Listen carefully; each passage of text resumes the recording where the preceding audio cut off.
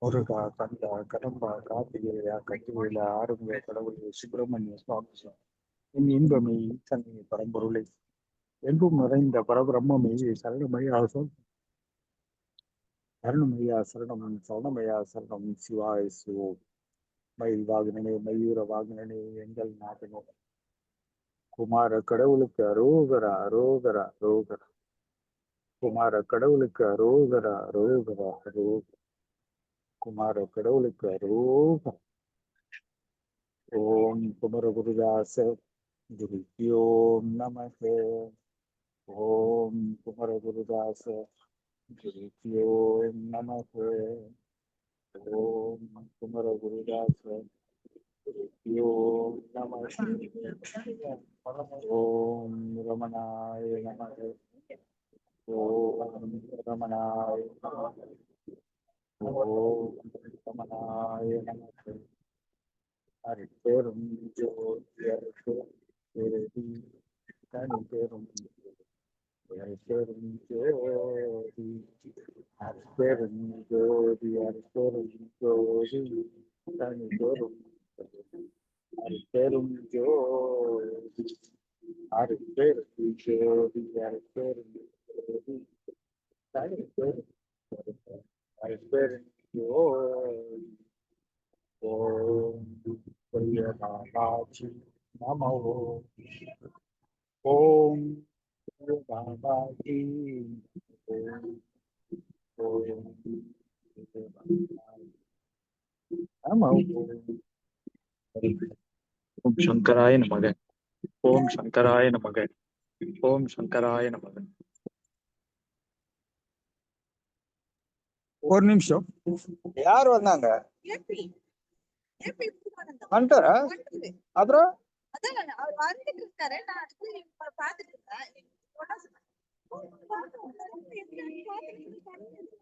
அப்புறம் உள்ள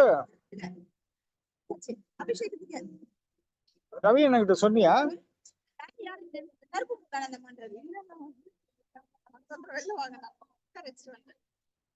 சொல்லு, சாமி வர இல்ல, சுவாமி அவரை இன்வைட் பண்ணாங்கன்னு சொன்னியா?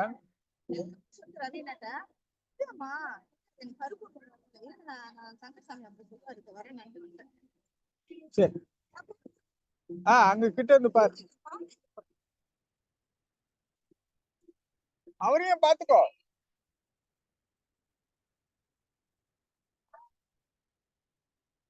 சொல்லுங்க வினோத். வணக்கம் சுவாமி. வணக்கம்.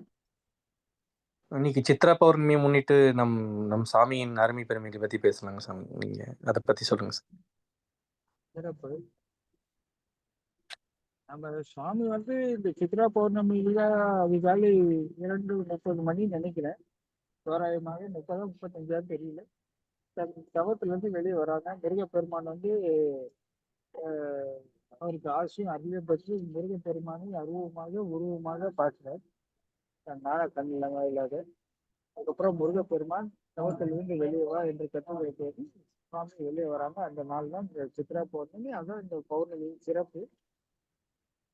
பொதுவாக வருடத்தின் முதல் பௌர்ணமின்றதுனால எல்லாருக்கும் கொஞ்சம் சிறப்பா இருக்கும். இதுல நம்மளோட இதுல என்னன்னா, சுவாமி தவம் இருந்து வெளியே வந்ததுதான் சிறப்பு. இந்த நாள் விழாவா கொண்டாடணும் அப்படின்னு சொல்லி தமிழும் சொல்லியிருக்காங்க. அருமை பெருமைன்னா நம்ம பேசாத நாட்களே இல்லை சாமியோட அருமை பெருமைகளை பற்றி.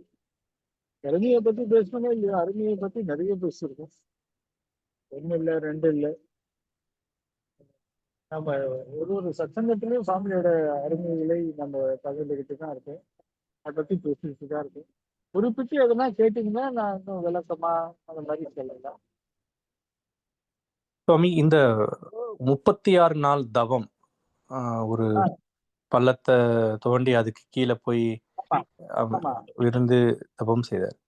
அது எவ்வளவு ஒரு கடுமையான தவம், அதை செய்ய எவ்வளவு மன உறுதி வேண்டும், எந்த மாதிரியான ஒரு உறுதி இருந்தா இந்த மாதிரி ஒரு தவம் செய்ய முடியும் அப்படிங்கிறத பத்தி விளக்கங்க சார். அதெல்லாம் நம்ம வார்த்தையால் விவரிக்க இயலை. பாருங்க, ஒரு இதோ வரேன்.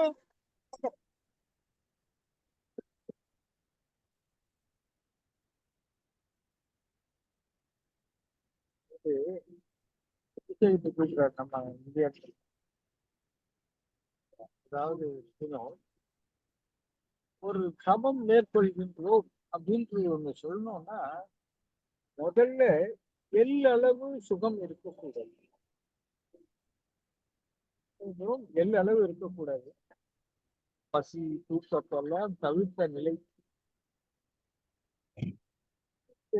அமைதி சமாதானம்ன்றதெல்லாம் தாண்டி இந்த உறுதிக்கு மேல போய் வைராக்கியம், கடவுளை கண்டால்தான் நான் என் தவத்தை கலைப்பேன், நான் கடவுளை காணும் வரை என் கண்ணியை பேச மாட்டேன் என்று சொல்லி சுவாமி பதவத்தில் உட்கார்றார். முருகன் பெருமான், அருணகிரிநாதர், அகத்தியர் வந்து சுவாமிக்கு தமிழ் தீட்சை கொடுத்து அதுக்கப்புறம் எல்லாத்தையும் விளக்குறாங்க. சுவாமி வந்து அதுக்கப்புறம் தான் வெளியே வந்தோடனே தகராளு ரகசியம்ன்ற புத்தகத்தை எழுதுறாங்க. இந்த தகராளு ரகசியம்னா அகத்தின் நாளையும் ரகசியம் அதுல முழுமையாக விளக்குறாங்க சுவாமி. அதுல ஒரு நாடி நரம்புல இருந்து ஒரு உள் உணர்வுகள்ல இருந்து எப்படி இறையோட கலக்கின்றோம், ஆன்மா எப்படி இருக்கு, ஆன்மா எப்படி உருவாகுது, பஞ்ச பூதங்களை பிரிக்கிறோம், மற்ற எல்லா விஷயத்தையும் சொல்றாங்க சுவாமி. அதுல வந்து பாத்தீங்கன்னா சுவாமி தான் எனக்கு தெரிஞ்சு முதல்ல எளிமையா சொன்னதாக நான் கருதுறேன். நீர், நெருப்பு, காற்று, இந்த மூன்றும் ஒன்னா இணையக்கூடியதுதான் ஆன்மாங்க. இந்த மூன்று பஞ்ச பூதங்களும் இணையமான ஒன்றோடு ஒன்று இணையாது, ஆனால் நம் உள்வி இணையும் அப்படின்னு சொல்லி தன் அனுபவத்துல வெளியே வந்து இது இது இதை பத்தி சுவாமி விவரமா தகராளு ரகசியத்துல எழுதுறாங்க. இது மற்ற அறிஞர்கள், யோகிகள், ஞானிகள்லாம் சொல்லியிருக்காங்கன்னு எனக்கு தெரியல. ஆனால் இது இணையும் இணையாதுன்ற விஷயத்த சுவாமி தெளிவா சொல்லியிருக்காங்க. அது சுவாமி தான் சொல்லியிருக்காங்க, நான் உறுதியா சொல்லியிருக்கேன்.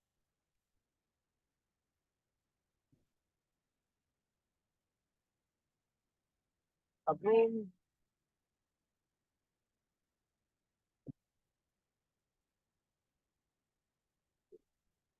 இந்த தவத்திற்கு நீங்க நம்ம உறுதியெல்லாம் தாண்டிய நிலை, அதாவது நம்ம ஒரு சின்ன சலிப்பு சோறு வந்தால் நான் இன்று வரை நானும் என் வழிபாட்டு முறைகளை தவிர்வது உண்டு. உடல் சோர்வால், மன தளர்ச்சியால், ஏதோ காரணங்கள், இயற்கை காரணமா இருக்கலாம், காலம், இயலாமை, மனம், சோர்வு, உடல் நலம், பல பிரச்சனை, வியாபாரம், எத்தனையோ கோணல்கள்ல நான் கூட நிறைய நாட்கள் தவிர்த்தாலும் மகத்தே பூஜை நடந்து கொண்டுதான் இருக்கும். ஆனா முறையாக வழிபாடு செய்ய முடியாத நாட்கள் பல நாட்கள் இருக்கு, பல கோணங்கள் இருக்கு. என் மன அமைதியும் நிம்மதியும் தைரியம், தன்னம்பிக்கை, இந்த ஒழுக்கம், இந்த பண்பை காப்பாற்றுவதற்காக நான் நிறைய நேரம் செலவழித்தேன். முறையாக பயிற்சி பண்றேனோ இல்லையோ, என் தன்மை மாறாத இருந்த நிலையை வந்து நான் கட்டுக்கோப்புக்குள் வச்சுக்கணும். அதுக்கு எது தடையா இருந்தாலும் விளக்குது. அந்த தடைகளை மீறி எப்போதும் அந்த ஆன்மாவில் இணையத்தை நோக்கியே பயணம் நோக்கி.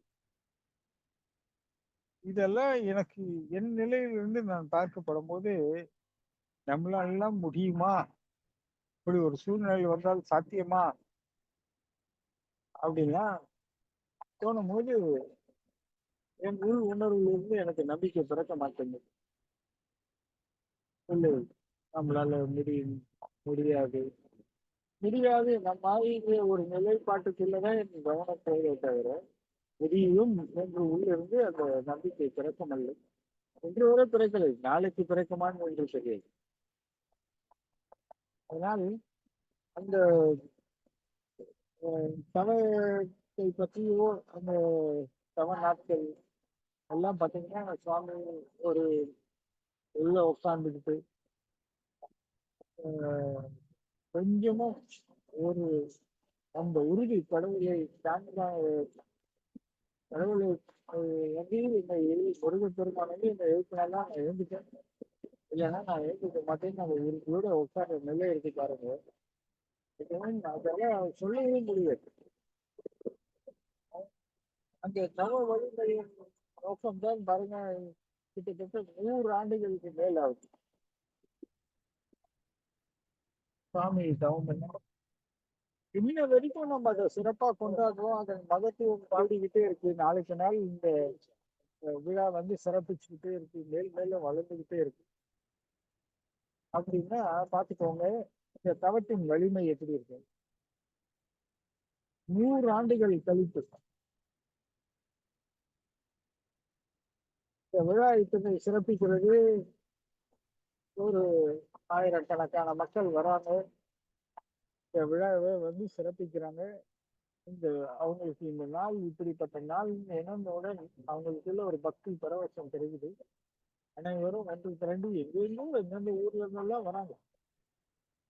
அப்ப அந்த தவ வலிமையை பற்றி நீங்க பாத்தீங்கன்னா, காலத்தால் அந்த தவத்தை ஒன்றும் செய்ய முடியவில்லை என்பதே பொருள் இல்லையா.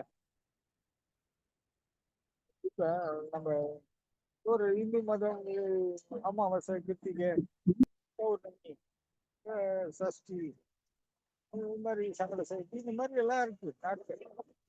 இதெல்லாம் இத்தனை வருஷமா நம்ம பண்ணிட்டு இல்லையான்னு நீங்க கேட்கலாம். ஆனால் அது வந்து இந்து மதத்தினோட கோட்பாடாகி அது வந்து தெரிஞ்சோ தெரியாமலோ அனைவரும் பின்பற்றுகிறார். ஆனால் இங்க பாருங்க, சுவாமியோட தவத்தை அறிந்தவர்கள் மட்டும்தான் இந்த தவத்தை பத்தி தெரியுது. அவங்க மட்டும்தான் இதற்கு ஈடுபாடு காட்டுறாங்க. அப்படி இருக்கும்போது பாருங்க இதனுடைய மகிமை எவ்வளவு பெரியதாக இருக்கு. இந்த வருஷம் வருஷம் நம்ம சென்னையிலும் சரி, பிறப்பன் வளர்ச்சியிலும் சரி, சுவாமி எங்கெல்லாம் இருக்கிறாங்களோ, அதாவது வெளிநாடுகள்ல மலேசியா,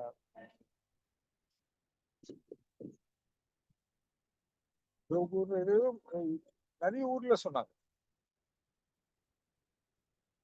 எல்லா ஊர்லயும் இந்த விழாவை மிக சிறப்பா கொண்டாடுறாரு. அப்போ அதனோட உண்மை தவத்தையும் தவ வலிமையும் கொஞ்சம் நம்ம என்னன்னு சொல்றது, சாமியின் தவம் காலத்தை கடந்து இருக்கு. அதனால் அது மகிமை பெருகிக் கொண்டே இருக்கு.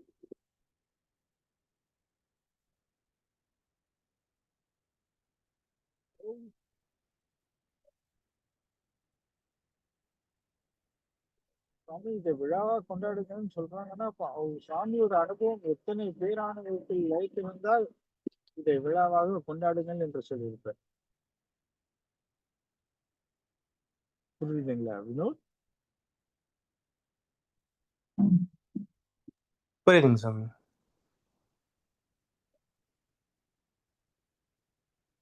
நன்றிங்க சாமி. சாமி.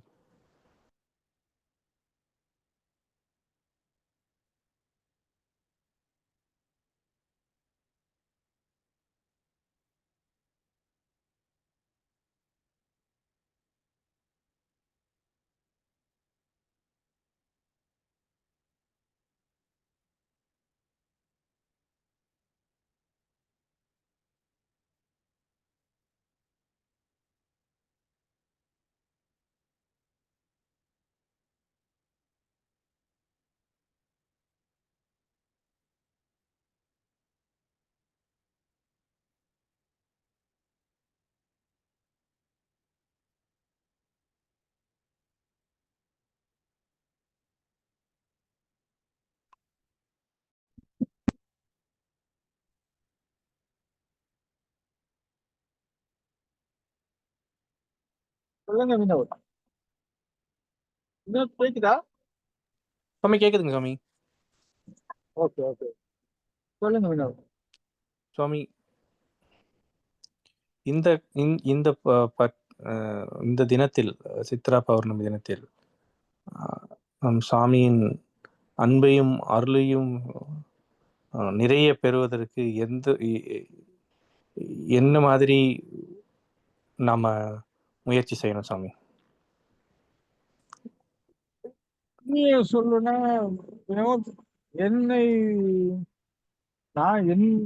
நான் என்னுடைய அனுபவம் அப்படின்னு பாத்தீங்கன்னா, சுவாமியின் கோட்பாடுகளையோ வார்த்தைகளையோ சுவாமி சொன்னதை பின்பற்றுவதன் வாயிலாக எல்லளவும் அதை தவிர்க்காமல் எதிர்க்காமல் பணிந்து பின்பற்றினால் போதும், சுவாமியினுடைய அன்பு பெறலாம்.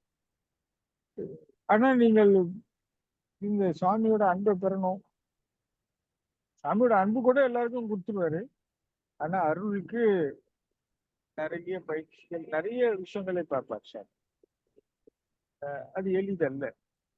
அன்பு எல்லா ஒரு பக்தனுக்கு முருகா என்று சொன்னா கூட, குமரகுருதாசான்னு சொன்னா கூட அன்பை காமிப்பார். ஆனால் அருளை பெறுவதற்குள்ள கண்டிப்பாக நாம் பயிற்சி, பாராயணம் இதெல்லாம் ரொம்ப முக்கியம். சாமியோட தியான வழிபாடு இதெல்லாம் ரொம்ப முக்கியம். அதனால சுவாமி சொன்ன விஷயங்கள் மேல் முதல்ல அவர் கொள்கை மேல் நம்பிக்கை வைக்கணும். அந்த கொள்கையை பின்பற்ற வேண்டும். என்னை தள்ளினாலும் என்னை நம்பியவரை தள்ளி என்ற கொள்கையை நம்ம பின்பற்றணும்னு சொன்னாலே இதுதான் முதல் படி. இதுக்கப்புறம் ஒண்ணு ஒண்ணா நம்ம இயல்பா வந்துகிட்டே இருக்கும். நம்ம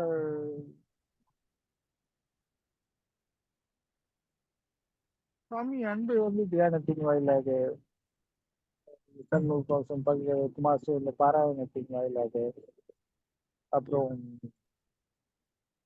மனங்கள் எப்போதெல்லாம் குழப்பங்களோ வேதனைகளோ துயரங்களோ இருக்கும் போதெல்லாம் சுவாமியின் சொற்கள் உங்களுக்கு பாத்தீங்கன்னா ஒரு, நான் சொன்ன போன நேர்மறை ஆற்றலுடன் இருக்கும். எது வந்தாலும் தாங்கும் பலம்.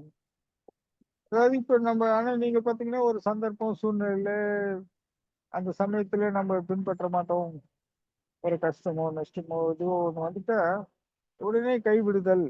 அப்போ அதற்கு எது பலன் அளிக்கும்னு சொல்லி போற போது சாமியோட அருளை பெற முடியாது. அன்பு வேணா பெறலாம். எதுவும் வேண்டுதலோ அந்த குறை தீர்ப்பதோ அந்த மாதிரி விஷயங்கள் உடனே நடக்கும். ஆனா அருள்ன்ற விஷயத்துக்கு போனோம்னா நீங்க எந்த சூழ்நிலையிலும் சாமியை நம்பி உறுதியோடு நிற்க வேண்டும்.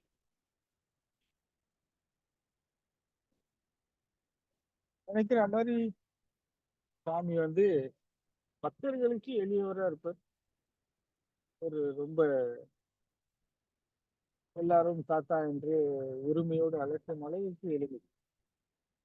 தாத்தா கோயில், தாத்தா சாமி நிறைய பேர் கூப்பிடுவாங்க அன்பாக.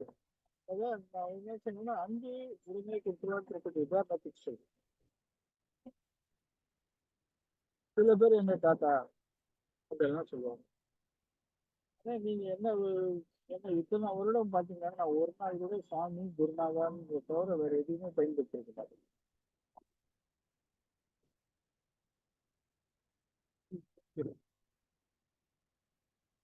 சாமி சொல்றாங்க குருநாதா அப்படின்னு சொல்லுவேன். ஆனால் இந்த மாதிரி விஷயங்கள் நான் என்றுமே பயன்படுத்தி இருக்க மாட்டேன். இந்த வார்த்தைகள்லாம் பயன்படுத்த எப்போதும் இந்த சாமியின் ஒரு சீடன் எந்த நிலையில் இருக்க முடியுமோ அந்த பணியிலிருந்து ஒரு எனக்கு என்ன சூழ்நிலை இருந்தாலும் பரவாயில்ல, எனக்கு வரும் சங்கடங்களின் துயரங்களின் வாயிலாக சுவாமியின் அன்பை இழந்து விடக் கூடாது என்பதற்காக என்ன வந்தாலும் எப்பயுமே அதே அன்பு நம்பிக்கையோட சுவாமியை இருந்துட்டேன். ஆனா அதெல்லாம் இப்போ அவசியம் இல்லாத ஒன்று. ஆனா நான் கடந்து வந்த காலங்களை சொல்லிவிட்டேன். உங்களுக்கு என்ன செய்யணும்னு கேட்டதுக்காக இதை சொல்றேன். ஆனா இதே நிலைதான் இருக்குமானால் நீங்கள் நிலை உயர உயர மனப்பக்குவம்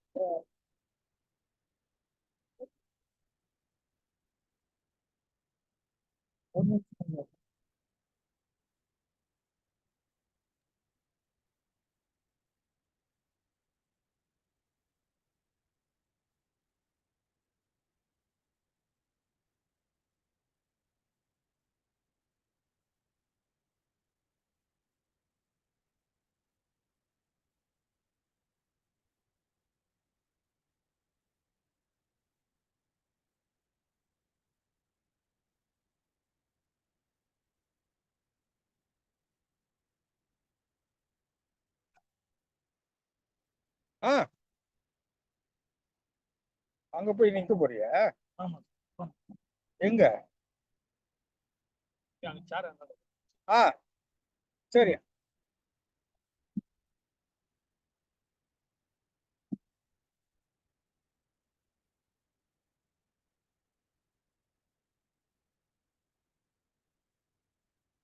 இன்னும் கேக்குதுங்களா? கேக்குதுங்க சாமி. சரி. அதனால நிறைய விஷயங்கள் வரும்போது நான் எனக்கு இல்ல என்னோட நலனோ ஏதோ ஒண்ணு பின்பற்றும் போது இருந்து எங்க உள்ள ஒரு அச்சம் ஏற்படும். ஐயோ இப்படி நம்ம தன்னலன் கல்வி செய்துவிட்டால் சுவாமி வந்து ஏற்று விடுமோன்ற ஒரு பயம் வரும். அதனால் வாழ்வோ தாழ்வோ எது ஒன்றாலும் ஏற்றுக்கொள்ளும். எதுவாக இருந்தாலும் சுவாமி தான் பண்றாங்க. அது நானே இருந்தாலும் இது சாமி தான், எது வந்தாலும் சுவாமி தான் அப்படின்னு சொல்லிட்டு எந்த சூழ்நிலையிலும் என் மனதை வீணாக அலைய விடாமல் ஒரே நிலையில் வைத்துக் இந்த நிலையில் நீங்கள் பின்பற்றினால் கண்டிப்பாக சுவாமியுடைய அருளை பெறலாம். அன்பே சுலபமாக கிடைத்து விடும். உங்க நலன் கிடைக்கும், அவருடைய ஆற்றல், போன வாரம் நம்ம பேசிக்கொள்ள இந்த பாசிட்டிவ் எனர்ஜி இதெல்லாம் கிடைக்கும். அவர் ஆசீர்வாதம் கிடைக்கும், அன்பு கிடைக்கும். அவரோட என்ன தேவைகளோ அது அனைத்தும் பூர்த்தி செய்வாங்க சுவாமி.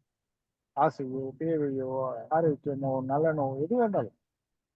ஆனா அருள் என்பதற்கு கண்டிப்பாக தானி தகுதியை எதிர்பார்த்தோம். அந்த தகுதியுடன் நாம் இருக்குமாய் கண்டிப்பாக சுவாமி அருள் பாவித்து உங்களுக்கும் வழிகாட்டி உபதேசிப்பார், எல்லாம் செய்வார். மற்றபடி நீங்க சுவாமியை வணங்கினாவே போதும், எல்லா நலனுக்கும் சுவாமி நேரில் வந்து செய்வாங்க, இருக்குமையா நிற்பாங்க. ஆனா அருளை பெற வேண்டும் என்றால் நாம் கண்டிப்பாக தகுதியை வளர்த்தே ஆக வேண்டும். அதனால நாம் அப்போ என்னடா தகுதின்னு பாத்தீங்கன்னா ரொம்ப எளிமையா தான் செய்யணும். சுய கௌரவம், சுயமரியாதை, பரிமாற்றம். வாழ்க்கையில வர ஏற்றத்தாழ்வு, கஷ்ட நஷ்டங்கள் இதுக்கெல்லாம் கடவுள் சம்பந்தம் இல்லைன்றதை புரிஞ்சுக்கணும். நம் நலனுக்காக நம்ம ஆதாயத்துக்காக பாத்தீங்கன்னா நம்ம 190% நாம் சந்திக்கிற எல்லா விஷயத்துக்கும் பாத்தீங்கன்னா நாமே காரணமா இருக்கும். இதெல்லாம் நம்ம கவனிச்சு திறன்பட நடந்தா எல்லாம் சரியா நடக்கும். இது எப்படி சுவாமி சாத்தியமான கஷ்டம்தான். ஆனால் முயன்றால் முடியாதது ஒன்றுமே இல்லை என்பது உங்களுக்கும் புரியும். பயிற்சி பண்ணிக்கிட்டே தான் இருக்கணும். ஒரே நாள்ல எல்லாம் எதுவும் நடந்துடாது. ஆனால் தொடர் பயிற்சியால் நிச்சயம் சுவாமியோட அருளை பெற முடியும். சுவாமி எல்லாத்தையும் கொடுக்க தயாராக இருக்காங்க. அருள் தந்தை ஆதரித்து வழி நடத்தி ஞானம் பெற வைத்து அதன் வாயிலாக எல்லா உண்மைகளையும் உபதேசித்து அதன் பிறகு கடவுளோட இணைப்பதற்கும் சுவாமி அதுவரை உங்களை கைவிடாமல் கடைசி வரை அழைத்து செல்வார்.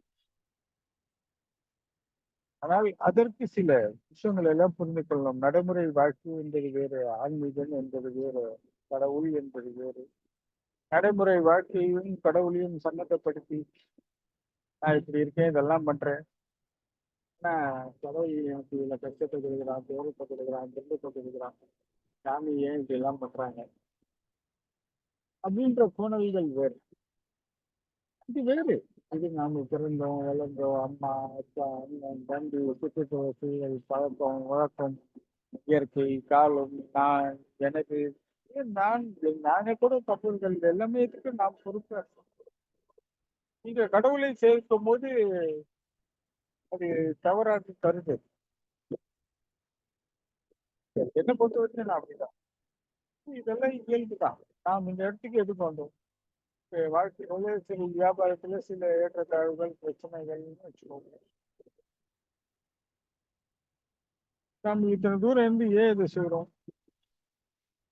நம்ம வியாபாரம் எடுத்துக்கு வர்றதுனால இந்த பிரச்சனை எல்லாம் வரப்படுது. வியாபாரமே இல்லாமல் நம்ம எங்கேயோ இறை வழிபாட்டு அந்த மாதிரி சம்பந்தத்துல இருக்கோம் அப்படின்னா அப்ப மட்டும் வராதானா அப்பயும் சில பிரச்சனைகள் வரதான் செய்யும்.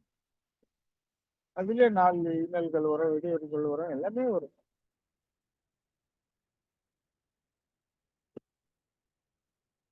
அப்போ இந்த நடைமுறை வாழ்க்கையில் எங்க இருந்தாலும் நம் நிழல் நம் கூட தான் வரும் என்ற உண்மையை ஒத்துக்கிட்டோம்னு சொன்னா, ஸோ இதுக்கு ஆன்மீகமோ, மனமோ, சோர்வோ, தளர்ச்சியோ, இதுவோ, அதுவோ எதுவுமே நம்மளுக்கு இடையூறா இருக்காது. எந்த சூழ்நிலையிலும் இறைவனை வணங்கும் நிலையில் மனம் இருக்கும். கவனம் சீராக இருக்கும். எல்லா சூழ்நிலையிலும் கையாளும் திறனும் வந்துகிட்டே இருக்கும். அப்போ நீங்க சுவாமியின் அருளை பெற்று விட்டீர்கள் என்றார்.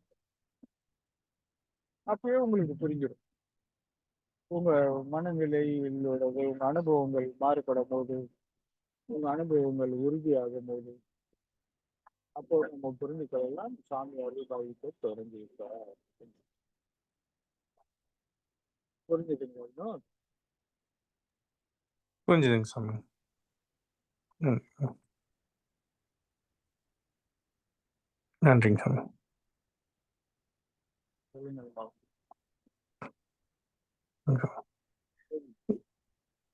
கேட்கலையா? கேட்குதுங்க சாமி, கேட்குங்க சாமி. ஹலோ. ஒரு நிமிஷம் வேணும். ஆ. நான் பேசுறது கேட்கலையா?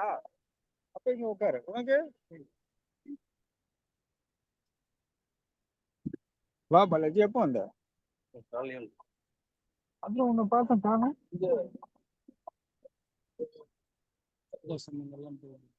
யார் யார் வந்தீங்க? தம்பி, பசங்க எல்லாம் அவங்க அப்படியே கிளம்பிட்டாங்க. இங்க வந்தோம், ராமேஸ்வரம் போயிட்டு அப்ப தனுஷ்கோடிக்கு வந்தோம். வந்து ஒரு 4 மணி வரைக்கும் இருந்தோம். அதுக்கப்புறம் அந்த போயிட்டு எங்க பசங்க திண்டுக்கல் போயிட்டாங்க. திண்டுக்கல் பஸ் பண்ணாங்க. அப்புறம் நீ அங்க இருந்து பஸ் பிடிச்சிங்க.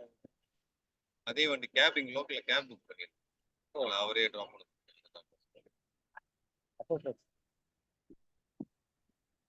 இன்னைக்கு யார் சொன்னா நான் இங்க இருக்கேன்? நீங்க என்ன கேட்டீங்களா சாமி? இப்ப முந்தா நேத்து கால் பண்ணும்போது நீ வரியான்னு கேட்டீங்க. நீங்க வரீங்கன்னு தான் சொன்னோம். அதுக்கு வரல, நான் இங்க உட்கார்ந்து இருக்கேன். யார் சொன்னா? ராஜேஷ் அண்ணா பாரு, அவர் சொன்னாரு. அவங்க அண்ணா.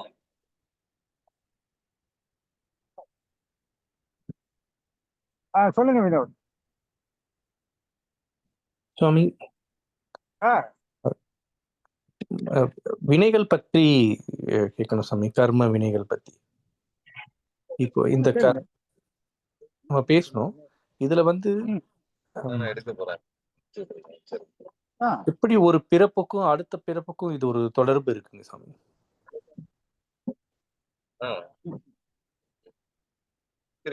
நம்ம நிறைய பேசியிருக்கோம். இது உங்களுக்கும் இந்த பதில் தெரியும். நீங்க தெரிஞ்ச பதில சொல்லுங்க, அதுக்கப்புறம் நான் அதை பத்தி என்னங்க சொல்றேன்.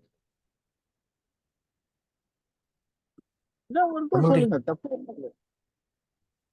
முதல்ல உங்களுக்கு வர்றதை வெளியே கொண்டு வரும் சொல்லுங்க. சரிங்க சார். நம்மளுடைய சொல்லும் செயலும் வினைகளாக இருக்குது சாமி. இதில் நம் ஆசைகள் ஏற ஏற நாம் செய்யும் செயல்கள், சொல்லும் செயலும் நல்வினையும் தீவினையும் கலந்திருக்கிறது. இதில் எதுதான் நம்ம அடைகிறோம் அடையல, அதுக்கான விதி, அதுக்கான பலனை நாம் அங்கேயே அனுபவிக்கிறோம். சில பலன்கள் நமக்கு உடனே கிடைக்குது, சில பலன்கள் கொஞ்சம் காலம் தள்ளி கிடைக்குது. இப்படி போகும்போது இந்த மாதிரி அமைப்புல நாம் செய்த நல்வினையும் தீவினையும் நம்மளுடைய உயிரில் கலந்திருப்பதால் அடுத்த பிறவிக்கும் அது அதன் பதிவுகள், நமக்கு ஆசை இருந்தா இதை பண்ணணும், இதை பண்ண வேண்டாம் அப்படின்ற ஆசைகளும் எல்லாமே இங்கிருந்து அடுத்த பரிணாமத்துக்கு நம்ம செல்லும் போது அது கூடயே போகுது. தர்மமும்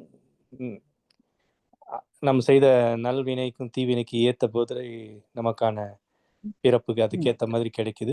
அதுல இருந்து நம்ம அதை அப்படியே கண்டினியூ பண்றோம். இந்த ஆசையின் மூலமா நம்ம திரும்பி திரும்பி அதே சுழற்சியில மாட்டி அதற்கான வினைகளை நம்ம அனுபவிக்கிறோம்.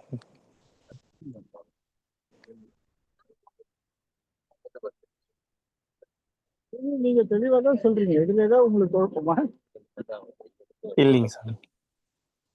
சரி, இருந்தாலும் நீங்க கேட்டதுக்காக இப்ப இது வந்து நம்ம நிறைய பேசி இப்போ அதனால அந்த அனுபவத்துல நீங்க சொல்றீங்கன்னு வச்சுக்கலாம். இல்ல இந்த அறிவு சொன்னதை கேட்டு அனுபவிச்சு சொன்னதா கூட வச்சுக்கலாம். ம். So இதுல இருந்து ஒரு சின்ன விஷயம், ஆனா இது ஒரு கோணல்ல இப்படி பார்ப்போம். அதாவது இந்த உயிர் வந்து நிச்சயமாக ஓரறிவு ஈரறிவுன்னு 12ஆம் வளர்ச்சி அடைஞ்சுதான் 6ஆம் அறிவுக்கு வருதுன்றதுல உங்களுக்கு எந்த குழப்பம் இல்லை இல்லையா? ஆமாங்க. இந்த 6ஆம் அறிவு பரிணாம பிறகு இது கண்ணால் பார்த்து காதால் கேட்டு மனம்னு ஒரு அனுபவத்துக்கான விஷயங்கள் வருது. அது வரைக்கும் அந்த உயிருக்கு என்ன தன்மை இருக்கோ, அந்த உயிருக்கு என்ன தேவை இருக்கோ, எது கிட்ட இருந்து தன்னை பாதுகாத்துக்கணும், எப்படி இருந்துக்கணும், எல்லாம் அந்த உயிர்ல இருக்கிற அறிவு சொல்றபடி அந்த ஜீவன் நடக்குது. சரியா? ஆமாங்க. 6ஆம் அறிவுன்னு வந்தோடனே நம்மளுக்கு மனம்னு ஒண்ணு வந்தது. சரியா? இந்த மனம் வந்த உடனேதான் இந்த கர்மா, சொல், செயல் இதெல்லாம் வருது. அது இல்லாத போது நாமும் ஒரு ஜந்துக்கள் போகலாம்.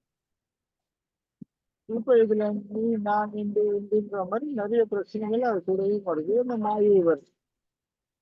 இந்த ஆணவத்திலே நல்லது செய்யறாங்க, ஆணவத்திலே கெட்டதும் செய்யறாங்க.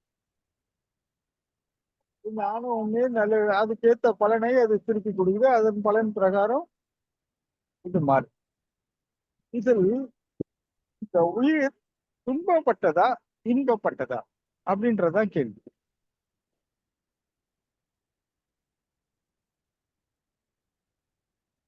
இப்ப நான் வந்திருக்கிற இடம் உங்களுக்கு புரியுதா? புரியுதுங்க சாமி. இப்போ இந்த வினை அற்ற நிலை என்றால் அது இன்பகரமாக இருக்கும். இப்போ வந்து நான் எனதுக்குள் நின்று கொண்டே ஆணவத்தின் வாயிலாக நீங்க ஒரு நல்லதையும் செய்யலாம், கெட்டதையும் செய்யலாம். நான் நன்மை செய்தால் நன்மை வரும், நானும் தீமை செய்தால் தீமை வரும். ஆனால் இந்த உயிர் அந்த அனுபவத்தின் வாயிலாக இன்பம் பெற்றதா துன்பம் பெற்றதா என்றால் உங்களுக்கு எப்படி தெரியும்?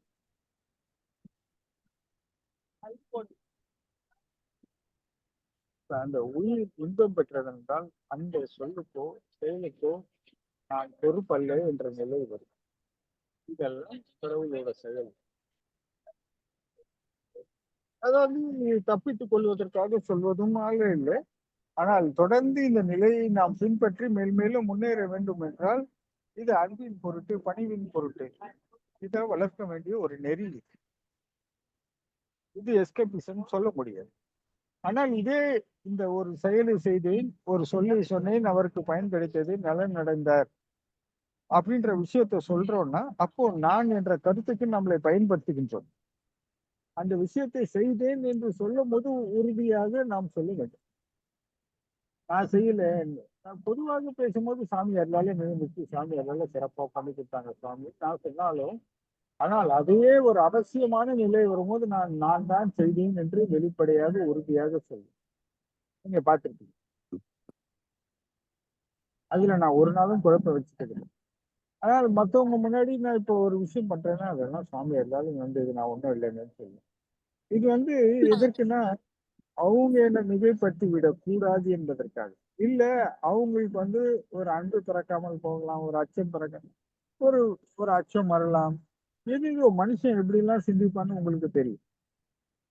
ஓ, திடீர்னு அவன் நல்ல விஷயமா போயிட்டே இருப்பான், திடீர்னு அவனுக்கு அவன் நல்லனோ ஆதாயமோ ஏதோ ஒண்ணு வெளியே வந்துச்சுன்னு சொன்னா அப்ப நாம அவனுக்கு பாரம் ஆயிடக்கூடாது. அதனால கூடுமானவர்கள் நம்ம கூடுமானம் வரைக்கும் யாருக்கும் பாரமற்ற நிலையிலே நம் வாழ்வை நடத்த வேண்டும். அப்படி இருக்கும்போது கடவுளின் செயல், ஈசனின் செயல் சொல்லி நாம் நம்மளை பக்குவப்படுத்திக் கொள்வது நன்மை பயிற்சி. அதனால நம் அதை பின்பற்றுகிறோம். இப்ப இந்த உயிர் இன்பம் பெற்றதா துன்பம் பெற்றதான்னு யாருக்கு தெரியும்? இந்த உயிர் இன்பகரமாவே லைஃப் இருக்கு அப்படின்னு சொன்னா இதை நீங்கள் தொடர்ந்து செய்து கொண்டே இருக்கிறீர்கள், தொடர்ந்து செய்து கொண்டே இருக்கிறீர்கள் இந்த பயிற்சி அப்படின்னும் போது இங்க வினை எங்கே வருகிறது?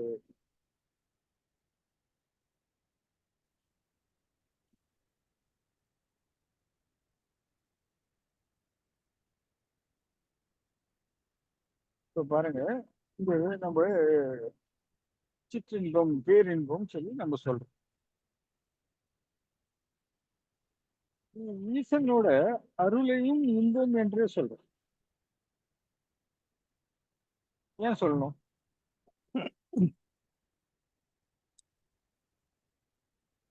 ஓ, இந்த உயிருக்கு இன்பம் தேவை, அதுக்குதான் இவ்வளவும் பண்றோம். இந்த உடலுக்கு தேவையானதெல்லாம் வசதி வாய்ப்புகள் ஆசை பாசங்கள் சுகங்கள் சுகங்கள் நம்ம என்ன பண்ணாலும் ஆனால் இது போதும் என்ற நிலையம் இல்லை. அது எதிர்காலத்தை பத்திய நம்பிக்கையும் கொடுக்கல, மேலும் மேலும் பயத்தையும் கொடுக்குது இல்லையா? ஏன் நம்பிக்கை பிறப்பதில்லை?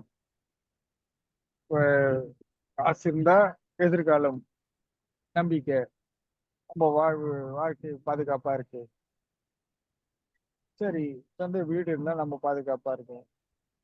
நகை நட்டு காசு பணம் இருந்தா எல்லாம் நம்ம பாதுகாப்பா இருப்போம். 4 சொந்த பந்தங்கள் இருந்தா பாதுகாப்பா இருப்போம். ஏதாவது ஒரு நம்பிக்கையை வச்சு, அதாவது வெளியே புறத்தே இருக்க ஒரு விஷயம்தான் தன் வாழ்வை நிர்ணயிக்கிறதாக நம்பப்பட போகுது. இதெல்லாம் இவங்களுக்கு நம்பிக்கையை கொடுக்குது, மன வேகத்தை கொடுக்குது, ஆசையை கொடுக்குது, ஓடுறாங்க, அதை அடைய முயற்சி பண்றாங்க, அதுக்கு கடவுள்கிட்ட வராங்க, என்னென்னமோ பண்றாங்க. ஆனால் இதுக்காக இவங்க என்ன வினை பயன் என்ன வினை வேணா செய்வாங்க, என்ன கர்மா வேணா செய்வாங்க, என்ன வேணா பரவாயில்லன்னு தயாரா இருப்பாங்க. ஆனா அதை அனுபவிக்கும் போது அவங்களால தாங்க முடியாது, அது வேற விஷயம். ஆனால் இப்படி எல்லாம் செய்யப்படும் போது இந்த உயிர் இன்பகரமா இருக்குமா துன்பகரமா இருக்குமா? உயிருக்கு என்ன தேவை?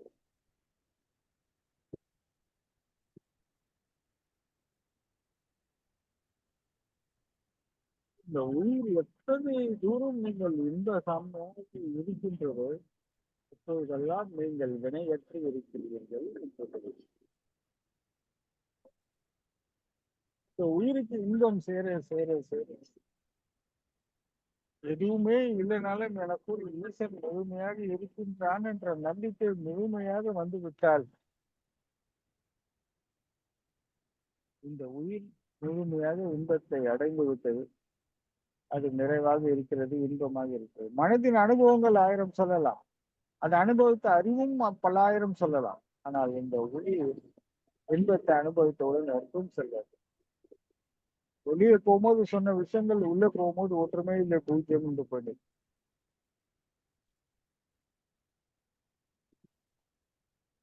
அப்போ இந்த உயிர் இன்பகரமாக இருந்தால் இனவையற்ற நிலையில் இருந்தது. அப்போ உங்களுக்கு கோபம் இருக்காது, தாபம் இருக்காது, வெறுப்பு இருக்காது, வெறுப்பு இருக்காது, ஆசை இருக்காது, பாசம் இருக்காது, நேசம் இருக்காது, எதுவுமே இருக்காது. சலனம் சம்பளம் சபலம் எதிர்காலம் நேற்று இன்று நாளை பணம் சொத்து எதுவுமே ஈடுபாடு இருக்கு. மனம் சமநிலையில் எதைத்தும் பார்க்கட்டும். அப்போ நம்ம இதை உழைக்கக்கூடாதா செய்யக்கூடாது.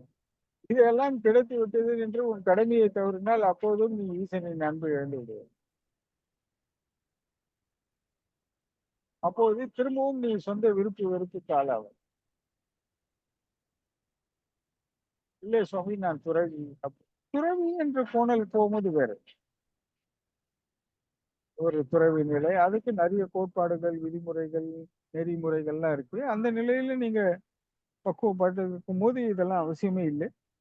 ஆனால் நாம் இப்போ ஒரு பயிற்சியாளன் சாமானியன் கற்றுக்கொண்டு இருக்கிறேன், ஈஸ்வரனின் அருளை பெறுவதற்காக எல்லா பயிற்சிகளும் செய்து கொண்டிருக்கிறேன் சொல்லும் போது நீங்கள் எத்தனை இதெல்லாம் நீங்க கர்மாவனா எங்க போய் கவனிப்பீங்க? உங்க சொல் செயலையும் கவனிச்சு கவனிச்சுதான் கரெக்டா நடக்கணும்.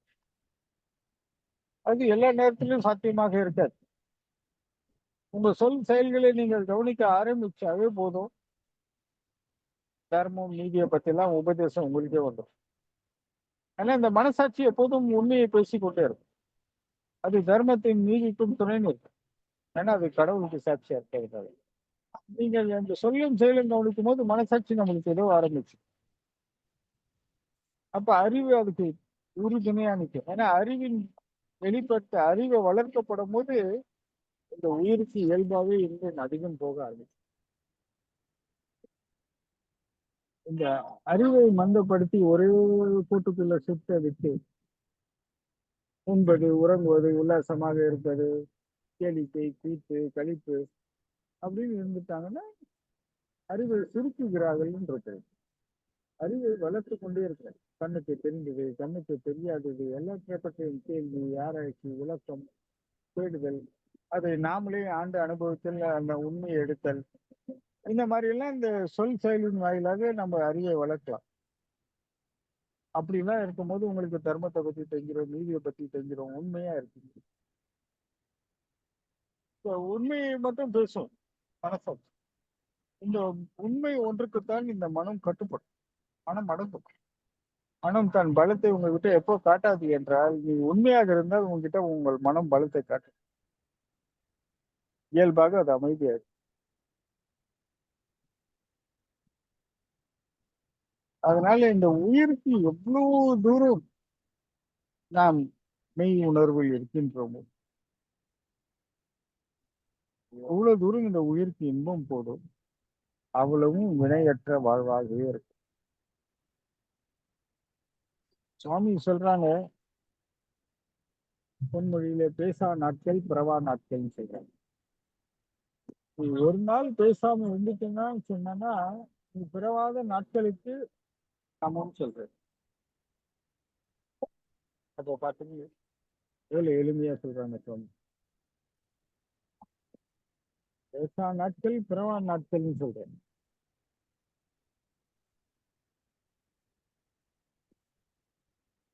நம்ம பேசலன்னா பிரச்சனையே இல்லை. இப்ப நம்ம ஏன் பேசணும்? நம் தேவைக்காக பேசணும், நம்ம ஆசைக்காக பேசணும், நம்மளோட ஆதாயத்துக்காக பேசணும், நம் சொந்தத்துக்காக பேசணும், பந்தத்துக்காக பேசணும். ஏதோ ஒரு ஆதாயம், உடல் ரீதியாக, மன ரீதியாக, பொருளாதார ரீதியாக. உண்மையை சொல்லணும்னா ஒரு நம்பிக்கை கூட, ஒரு பயம் கூட, ஏதோ ஒரு பயனுக்காக தான் நம்ம அதிகம் பேசணும். அப்படி நீ பேசாம இருந்துட்டேன்னு சொன்னா பிறவா நாட்களில் இருக்கின்றாய் என்ற பொருள் சொல்ற சார். அப்படி நீ பேசாம இருப்பனா எப்படி இருப்ப? உணர்வில் இருப்பாய். யார்கிட்டயும் எந்த எதிர்பார்ப்பும் இல்லாம, எந்த வித தருணமும் இல்லாம மௌனமாக நாம் நிலையை கடந்து அப்படியே ஆன்மாவிட்டு ஒடுங்கும் போது மெய் உணர்விலே வைத்திருக்கும்.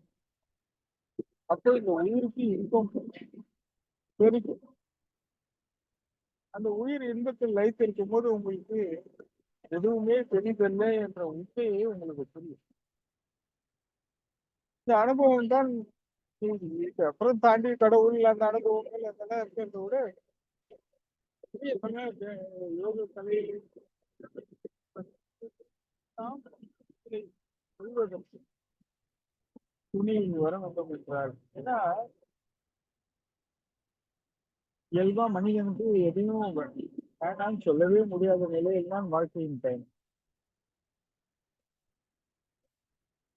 எனக்கு வேண்டாம்னு சொல்லணும்னா அவனுக்கு அத்தனை நிறைவு உள்ள இருக்கும். அடையும்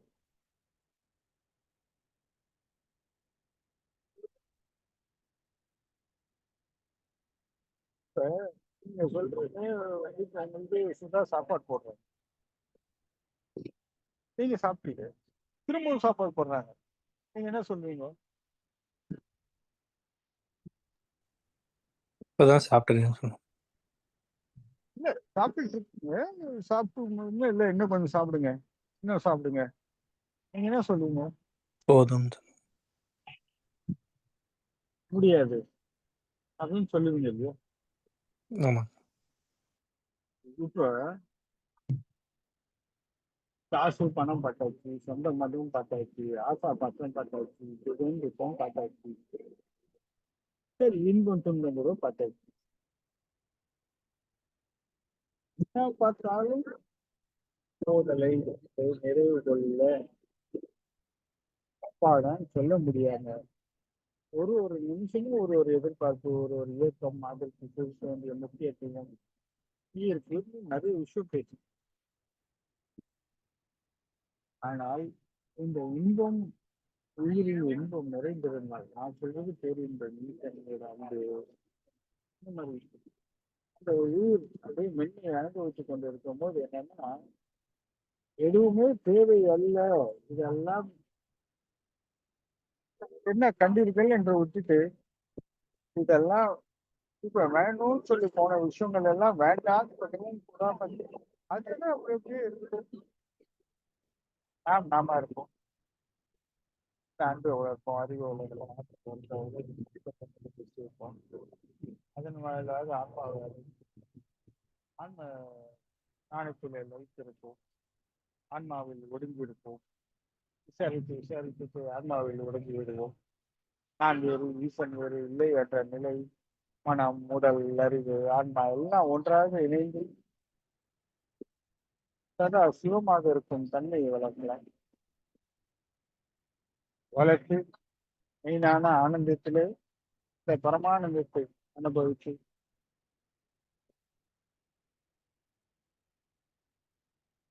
கர்ம வினை அற்ற வாழ்வை நாம் வாழ்ந்து விடலாம். கடந்த காலங்கள் எதுவுமே நம்மளை இயக்கவில்லை என்றால் பழைய கர்மா போய்விட்டது என்ற அர்த்தம். புதிய கர்மா நம்மளை சேரவில்லை என்றால் என்ன அர்த்தம்? காரணம், நாம் உண்மையாக வாழும்போது இந்த நிலையில் நாம் வாழ்க்கை வாழ்ந்தால் எப்படி புதுசா பிறக்கும்? ஆனா ஒன்றில் கூட நாம் ஆதாயம் ஏற்றுக்கொள்ளவில்லை, நலன் தேர்ந்தது, நம் நலனுக்காக எதுவுமே செய்யவில்லை. அனைத்தும் பக்தர்கள், அடியார்கள், கடவுள், இயற்கை, காலம், கண்ணுக்கு தெரியாததுக்கும் செய்கின்றோம், கண்ணுக்கு தெரிபவர்களுக்கும் செய்கின்றோம். இப்ப இங்க நான் எனது என்பது எங்கே இருக்கிறது? இப்போது இல்லை என்றால் எங்கே கர்மாவினை என்னை கலக்கும்?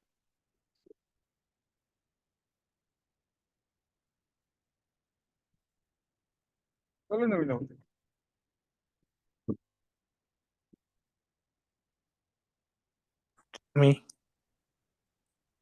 இருக்காதுங்க சாமி. சொல்லுங்க. நான் இருக்கேன்.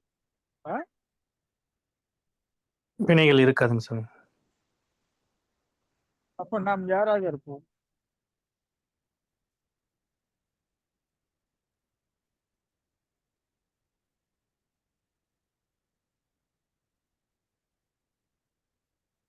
புனிதனாக இருப்போம்.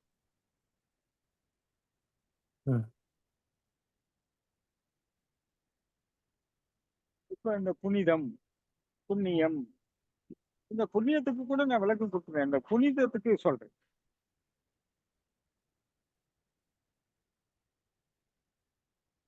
இந்த புனிதன்னா என்ன? நீங்க பாருங்க, இந்த இங்கிலீஷ்ல சொல்றேன். இப்ப தமிழ்ல பாவத்துக்கு நேர்மறை என்ன? ஐ மீன் எதிர்மறை. இந்த என்ன சொல்லுவாங்க, ஆப்போசிட் இஷ்யூ. இப்ப இங்கிலீஷ்ல சொன்னீங்கன்னா சின்னுக்கு ஆப்போசிட் என்ன?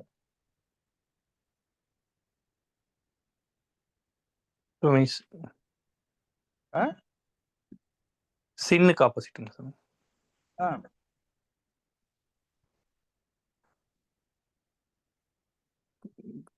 இந்திக்கிறேன் சாமி. கூகுள்ல போட்டு பாருங்க, என்சைக்ளோபீடியா போடுங்க, இல்லை சாட் ஜிபிடில போடுங்க.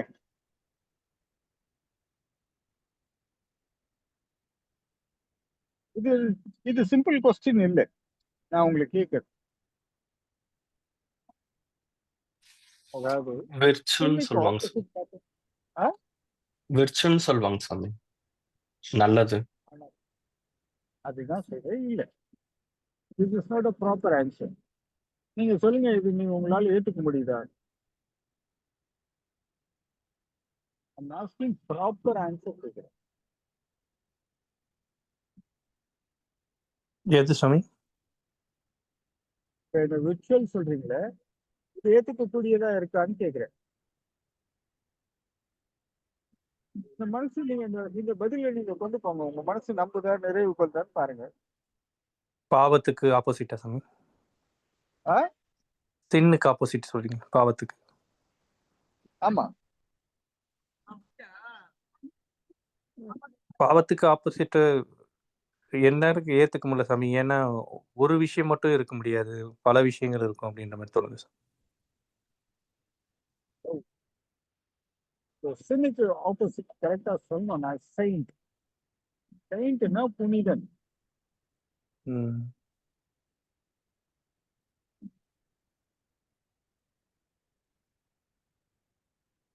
இப்ப ஏத்துக்கக்கூடியதா இருக்கா? இருக்குது சாமி. இருக்கின்ற சுவாமி. இப்போ உங்களுக்கு புரிஞ்சிருக்கும். நான் இப்ப ஏன் புனிதன் என்று நான் முன்னாடி முடிச்சேன். இப்போ கர்ம வினை இல்லை, எந்த இதுவும் இல்லை. நாம் இப்போ சொன்ன விளக்கப்படி நம் வாழ்க்கை பயணம் இருக்கும் மாயின் நான் யாராக இருப்பேன்? புனிதனா இருப்பேன்.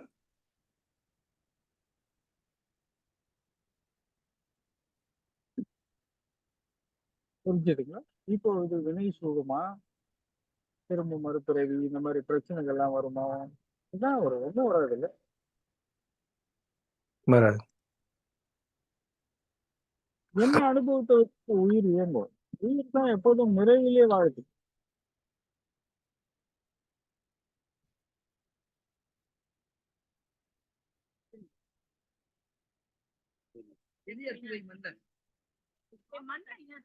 புரிஞ்சுதுங்களா வினோத்? புரிஞ்சுது சாமி. இதைதான் நம்ம பயிற்சி பண்ணிட்டு இருக்கோம். இப்படிதான் நான் வாழணும்னு உங்களுக்கு சொல்லிவிட்டு, புரியுதுங்க இது சாமி. நம்ம பல விஷயங்கள்ல பார்த்திருக்கோம் இந்த கர்ம வினைகளை பத்தி. இன்னைக்கு இந்த புனித ஸ்தலத்துல பேசிட்டு இருக்கிறதுனால அந்த புனிதத்தை பத்தி நான் இப்ப பேசுறேன். புரியுது புரியுது. ஒரு நிமிஷம் இருங்க. சரிங்க சாமி. கிளம்பி பிடிச்சிருங்களா பஸ்?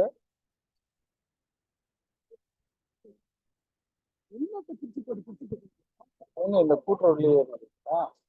இந்த கூட்டுரோட்லயே ஏறிடுங்களா? உச்சிப்புலிக்கு ராமேஸ்வரத்துல இருந்து வருதா?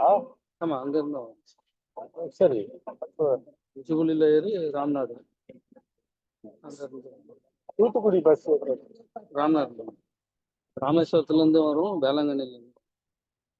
இல்ல, நான் ராம்நாடு ஜங்ஷன்ல இருந்து ஏறுவீங்களான்னு கேக்குறேன். ஆமா, Ramnad bus stand. Bus stand போவீங்களா? இல்ல நம்ம ஏன்னா பஸ் ஸ்டாண்ட்ல இருந்து வந்து தூத்துக்குடிக்கு இப்படிதான் போவோம். ஆமா சார், பிரிட்ஜுக்கு. இல்ல அங்க போவீங்களா இல்ல பஸ் ஸ்டாண்ட் போய்? பஸ் ஸ்டாண்டுக்கு பஸ். அப்போ பஸ் அதுக்குள்ள பஸ் ஸ்டாண்ட் வந்து பழைய பஸ் ஸ்டாண்ட் இல்லை சாமி, இந்த பிரிட்ஜுக்கு இந்த பக்கமே புதுசாக இருக்கும் அந்த பழைய பஸ் ஸ்டாண்டு. போயிடுவீங்களா இல்ல ஆட்டோ? நான் போயிடும், வண்டி வரும் பார்த்துக்கிட்டு. இல்ல தானே நான் விட்டு வர சொல்லுவேன். ராஜேஷ் இருக்காங்க, விட்டு வர சொல்லுவேன். ராஜேஷ் போய் அண்ணன் விட்டுவான். உச்சிக்குள்ள விட சொல்லுவா, ராம்நாடு விட உச்சிக்குள்ளி போயிடும். போய் விட்டுவா. சாவி உங்ககிட்ட தானே இருக்கு, அது கொடுத்துட்டு போ. அது கார்ல இருக்கிற பட்டாசு எடுத்து ரவி அண்ணன் பையன்கிட்ட கொடுக்கணும். சரி சரி, நான் சொல்றேன். நீ ரவி அண்ணன் பையன்கிட்ட சொல்லுங்க. போகும்போது சொன்னா அவர் கூட ஆள் போற, அதை குடுத்து அமைச்சிருங்க, இதை கொடுத்துட்டு போ. பாக்கு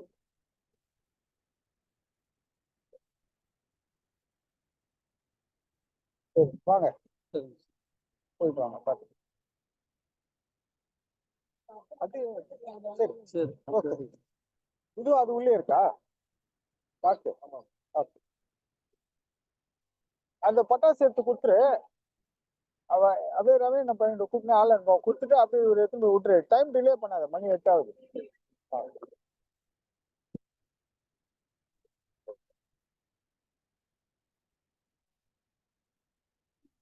சொல்லுங்க வினோத்.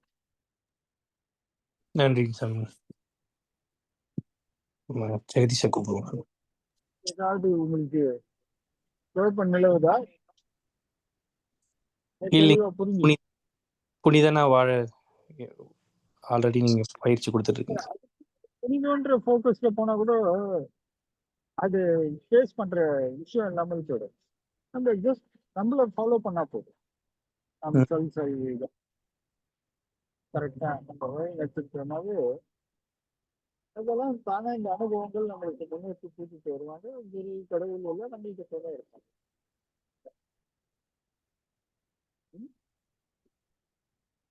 புரியுதுங்க சார். நன்றிங்க சார்.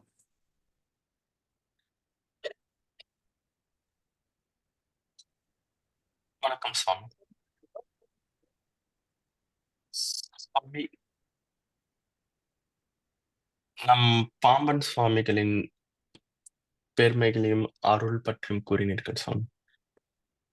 நம் பாம்பன் சுவாமிகள் முருகன் மேல் கொண்ட பக்தி எவ்வளவு பெரியதாக இருந்தது சுவாமி?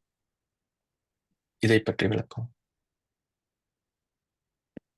எப்படி ஜெகதீஷ்?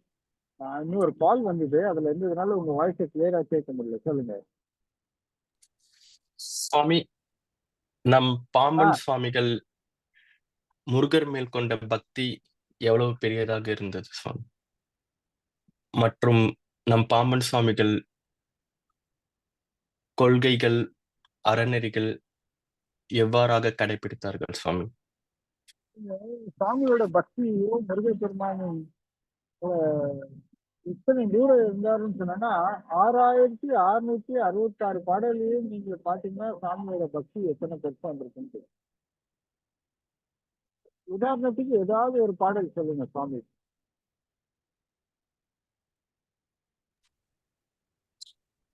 சண்முக கவசம், பகை கடிதல்.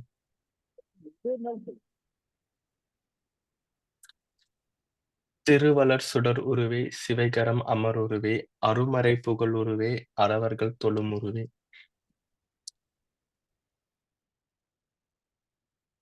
சொல்லுங்க இந்த பாட்டை. அவர்கள் தொழில் உருவே இணையரும் புகழுருவே, என எனதெதிரே, குருமுகன் திருமயிலே, கொணர்துயின் இறைவனையே. யோசிக்காருங்க. திரும்ப முதல் வரியை சொல்லுங்க. திருவளர் சுடர் உருவே, சிவைகரம் அமர் உருவே.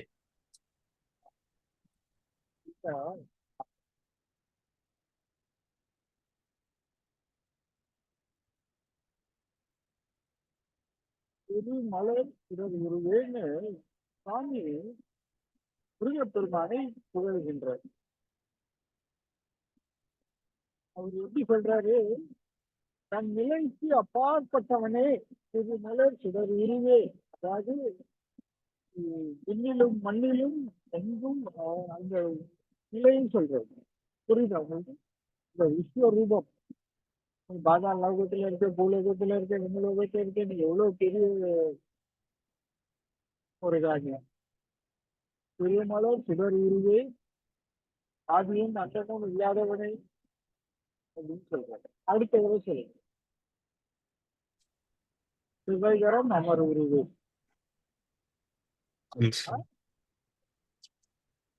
சிவைகரம் அமர் உருவே. புரியுதா? இல்ல எதுவும் சொல்லணும். புரிகின்ற சுவாமி. சிவகரம் அமர் உருவே. அப்புறம் அருமறை புகழ் உருவே, அறவர்கள் தொழும் உருவே. மறைந்த வேதங்கள் எல்லாம் போற்றுபவனே. அப்புறம் அவர்கள் தொழும் உருவே. எல்லா தேவர்கள் சொல்றவங்க எல்லாம் ஒன்னதான் சொல்றாங்க. அறிஞர்கள் எல்லாருமே உன்னதான் சொல்றாங்க. உன்னை தொழுவதுதான் சொல்றாங்க. நீங்க எப்படி ஆனீங்க? முருகனை தொழுது. அப்புறம் இருள் தகும் ஒளியுருவே, என நினை எனதெதிரே. இருள் தரும் ஒளி உருவே. இருள் தகும் ஒளியுருவே. இப்ப திரும்ப சொல்லுங்க.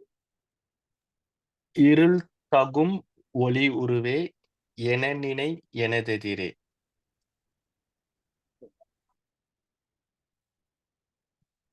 இப்போ உங்களுக்கு புரிஞ்சுச்சா? இதையும் நான் சொல்லணுமா? புரிந்தது சுவாமி. அனைத்து பாடல்களிலும் ஒரு இருளை தகர்த்து எறிவது. எப்படி இருக்கு? இருள் தகம், இருள் அகம். புரிஞ்சுதா? புரிந்தது சுவாமி. அப்போ ஒளி தரும் ஒளி உருவே, என நினை எனதெதிரே. அப்போ எனக்குள்ள இருக்கிற இருளை அகற்றக்கூடிய ஆற்றல் யாருக்கு உண்டு? முருகப்பெருமான். என்னை நினை எனது எதிரே. என்னையும் கொஞ்சம் நினை. அதுக்கப்புறம் சொல்லுங்க. குருமுகன் முதல் மயிலே கொணர்துயின் இறைவனையே. சரி, இதெல்லாம் யார் உனக்கு சொல்லுவானா? ஆ? குரு முதன். இதெல்லாம் எப்படி குருவின் வாயிலாக அறிஞ்ச? முதன் மயிலே அப்படின்னா அந்த மயிலை வந்து மனதை ஒப்பிடுறாரு. இதெல்லாம் உனக்கு எப்படி? மனமே உனதுயின் இறைவனையே. இந்த மனதை தான் அந்த மயில் சொல்றாரு, இந்த மாயை சொல்றாருன்னு வச்சுக்கலாம். ஏன் இந்த மனதை சொல்றாரு? அந்த பொனதுயின் இறைவனையேன்னு சொல்லிட்டு அடுத்து என்ன சொல்றாரு? இல்ல என்னன்னு எனக்கு இருக்குது, அப்புறம் சொல்லுங்க. குருமுகன் முதல் மயிலே கொணர்துயின் ஆ, இறைவனையே. குரு முதல் முதல் மயிலே. இல்ல, குருவை யார் சொல்றாருன்னா அறிவை சொல்லி இந்த மனதை வந்து மயிலை சொல்றாரு. இப்போ சுவாமி இந்த ஒரு பாடல்ல பாருங்க, தன் நிலையை 2 வரியில குறிப்பிடுறார். சாமியின் முருகப்பெருமானை புகழை இத்தனை வாக்கியங்களாக நிரப்புகின்றது. இப்போ சாமியின் பக்தியை பத்தி என்ன சொல்லுவீங்க? மிக பெரியதாக உள்ளது. அதாவது நீ இவ்வளோ அம்சங்களை சொல்ற, நீ நான் எப்படி இருக்கேன் மனமே, நீ பார். அறிவு சொல்வதற்கு முருகப்பெருமானின் புகழை பார், நாம் எங்கிருக்கிறோம் என்பதையும் பார். இது அடுத்த பாடல் பாடுங்க. மறைப்புகழ் இறைமுனரே மறைமுதல் பகருருவே.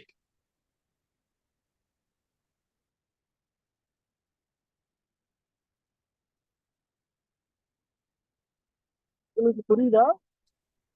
புரிகின்ற சுவாமி. So, நீங்க எல்லா பாடல்ல எடுத்துக்கிட்டீங்களா? சுவாமி வந்து முருகப்பெருமானையும் தன்னிலையையும் முருகப்பெருமானையும் தன்னிலையுமே பாடுவார். இந்த 6666 பாடல்லையும் தான் குறிப்பிட்டிருப்பார்.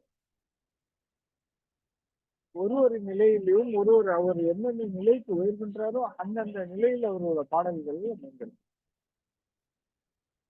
உருவமாக பாடுவார், அருவமாக பாடுவார், காலத்தோடு இணைத்து பாடுவார், காலத்துக்கு அப்பாற்பட்டு பாடுவார், இயற்கையோடு இணைத்து பாடுவார், இயற்கைக்கு அப்பாற்பட்டு பாடுவார், கடவுளோட இணைத்து பாடுவார், கடவுள் அப்பாற்பட்டு தன்னிலையிலிருந்து பாடுவார். அதாவது முருகப்பெருமான் நான் எப்படி இருக்கேன், முருகப்பெருமான் எப்படி இருக்கேன். முருகப்பெருமான் இத்தனை புகழ் கொண்டவன், நானும் இத்தனை சிறுமை கொண்டவன். எப்ப சொல்றாரு? சகரால ரகசியத்துல கூட குறிப்பிடுறாரு. சகரால ரகசிய பாடல் எதா இருக்கா உங்ககிட்ட? இதோ எடுக்கிற சாமி ஒரு touch.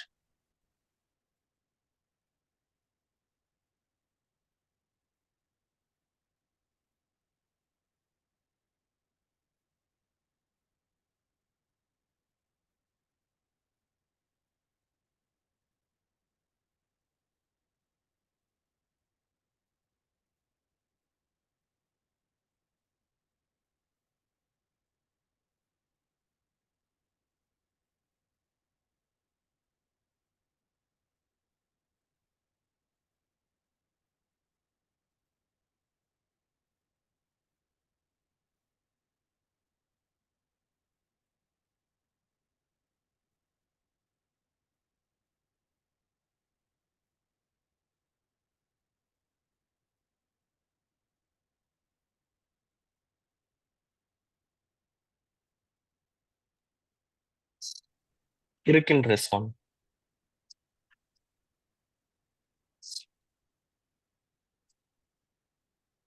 சுவாமி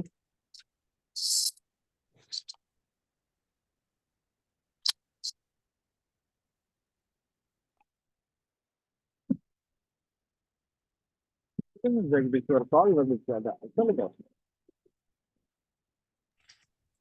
சகராலய ரகசிய பாடல்கள் இருக்கின்ற சுவாமி.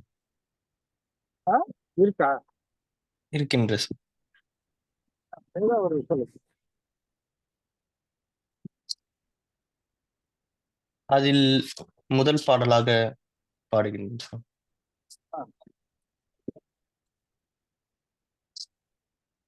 பூவார் செஞ்சென்னியுடை பூங்கவருத் தாபத்தரும் புகழ்ந்து போற்றும் தேவாகி அடியவர்க்குக் காணும் தினமும் மனம் கூர்ந்து சிறுகொன்றிலா மாவாழ்வு நல்குக பெருமானுக்குக் கொருதுணையா வளர்முன் னோனை நாவரவே வாழ்த்தியுன் நுணன் முடிவுறு உணைந்து கொள்வாம் என்று கூறுகின்றார் சுவாமி. இது ரொம்ப கடினமா இருக்கா உங்களுக்கு? அதனால முதல் 2 வார்த்தையும் அடிய மட்டும் தெளிவா படிங்க. பூவார் செஞ்சென்னியுடை பூங்கவருந் ம். தாபத்தரும் புகழ்ந்து போற்றும். பாருங்க, சாமி தமிழிலிருந்து வெளியே வந்த பிறகும் முதல்ல சாமி முருகப்பெருமானின் புகழை பாடுகின்றார்.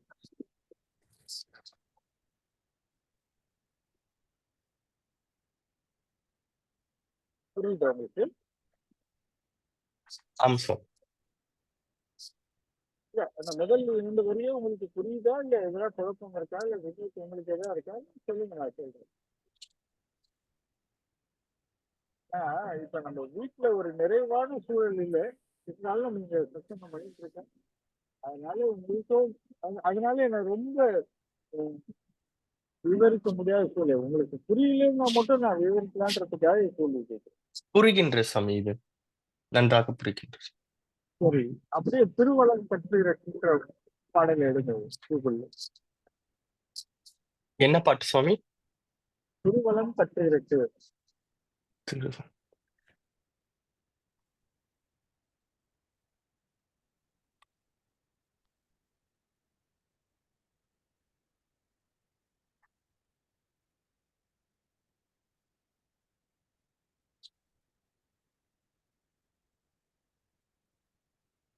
என்னென்ன ரூம் போட்டிருக்கு? நாளைக்கு நாளைக்கு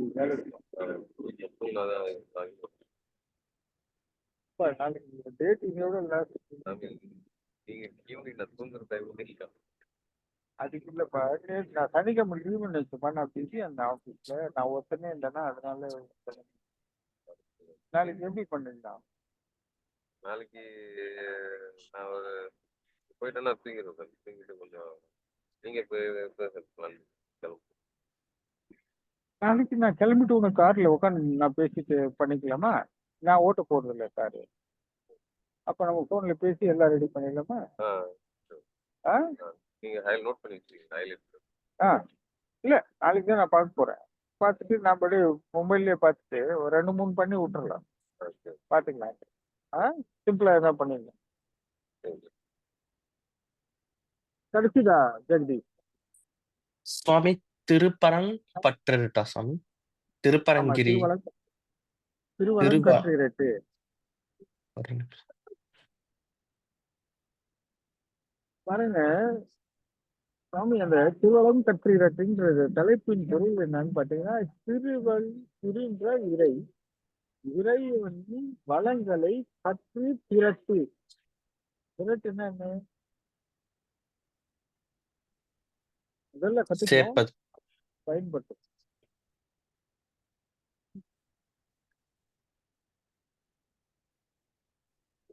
இருக்குமே, கிடைக்கலையா உங்களுக்கு? யூடியூப்லயே இருக்குமே.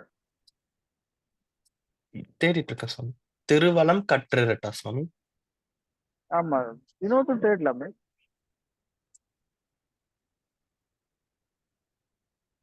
அது பாக்குறேன். திருவளம் கற்று இரட்டுன்னு போட்டிருக்கோம். ஆனா ஆக்சுவலி அது பொருள் நம்ம பிரிச்சு எழுதணும்னா, திருவின் வளங்களை கற்று திரட்டு.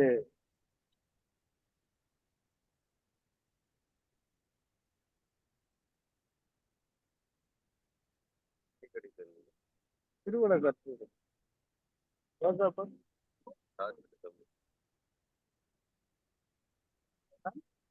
தேவார பாடல்கள் கற்று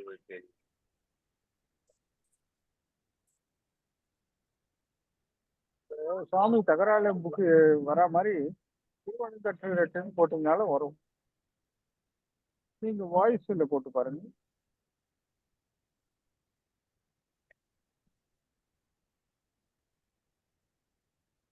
எழுதும் போது அப்படி எழுதியிருக்கோம்.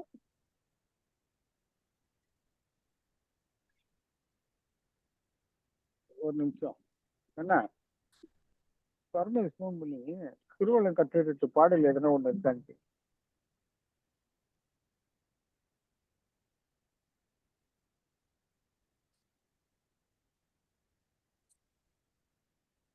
இல்லைங்க, ஜெகதீஷ் லைன்ல இருங்க. நான் இன்னொருத்தவங்க கிட்ட அந்த புக் இங்க வச்சிருப்பாங்க, அவங்க வச்சிருக்காங்களான்னு கேக்குறேன். நீங்க லைன்ல இருங்க, நான் கேட்குறேன். நன்றிங்க சார்.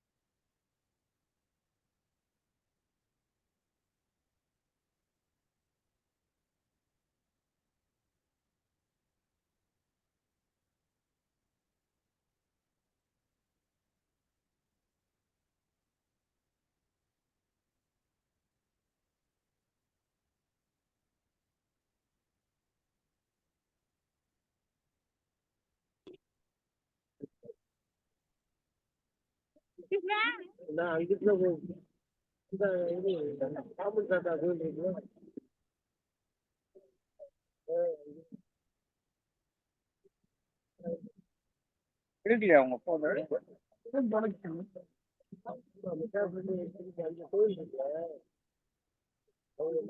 நல்லா இருக்கு.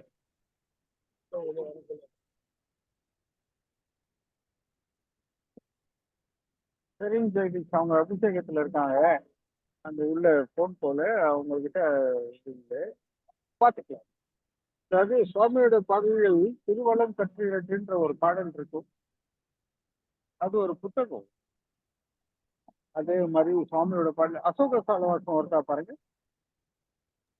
அசோக ஸ்தலமா சுவாமி?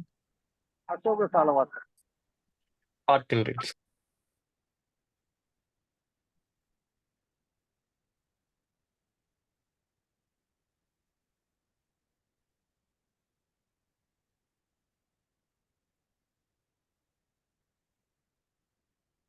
திருவின் வளங்களை கற்றிரட்டுன்ற புத்தகத்துல பாத்தீங்கன்னா சுவாமி இந்த முருக பெருமானின் வளங்களை எல்லாம் சொல்லிட்டு அதை நான் கத்துக்கிட்டு அதன்படி வாழணும், இந்த கடவுள் போல் வாழணுன்ற நிலையை சொல்றேன். எப்படி வாழ்றது கடவுள் போல, அப்போ நம்ம எப்படி கத்துக்கிறது, அப்புறம் எப்படி அதை படி நடக்கிறது, கற்று திரட்டு அதன்படி நடை அப்படின்றத பத்தி அது சொல்றாரு. அப்போ உங்களுக்கு அந்த எத்தனை அந்த பக்தி திரட்டியை பத்தி உங்களுக்கு புரியோட்டத்துக்காக கேட்டேன். இப்ப அசோக சாலவாசம் பாருங்க. இருக்கீங்களா, கிளம்புறீங்களா? இருக்கீங்களா? சரி சரி. இது சத்சங்கம் பண்ணிட்டு இருக்கேன் போன்ல. நான் இங்கதான் இருப்பேன். நான் சொல்றேன் ஒரு 5 நிமிஷம். நீங்க அவங்க ஒய்ஃபோட இருங்க, நான் முடிச்சுட்டு அங்க வேணா வரேன். இல்லை இருங்க. வாங்க.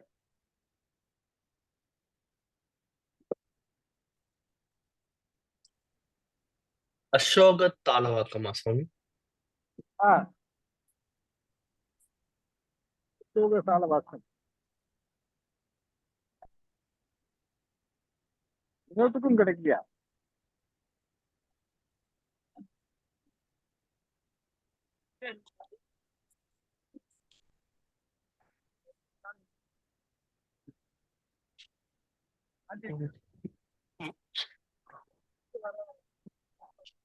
கிடைத்திருக்கின்ற சுவாமி.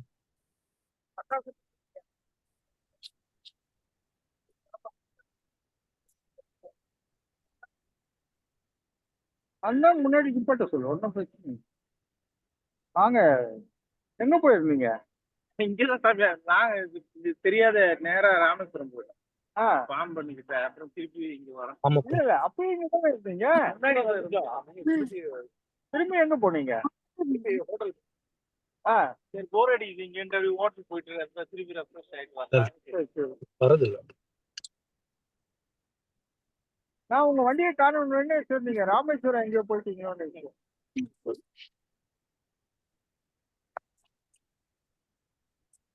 எங்க சாமி, யாரா இருந்தா? ஆமா. எல்லாம் வந்திருக்காங்க. அபிஷேகத்துல உட்காந்து. ஓ அப்படியா? கிடைச்சுதா? கிடைத்தது சுவாமி.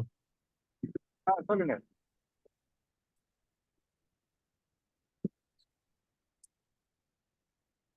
காத வேதியல் செய்விருப்புடை யலிக்காலம் யாது கூறென மதியிளந் தென்றலும் யாணர் சீத நீராக் கரமும் மாறன்மென் செதும்பும் மாதர் வியம்புலவும் சந்தமதாகும்.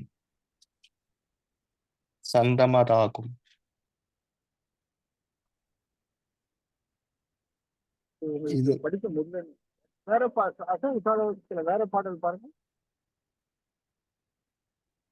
ஈது போதரன் மதன் மூடி சூட்டிட வேணனன்.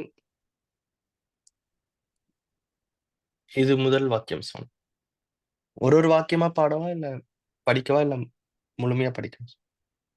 ஒரு ஒரு வாக்கியமும் இந்த இடம் லெஃப்ட் தெரியாத நேரம் இது படிக்கும்போது புரியுதா உங்களுக்கு?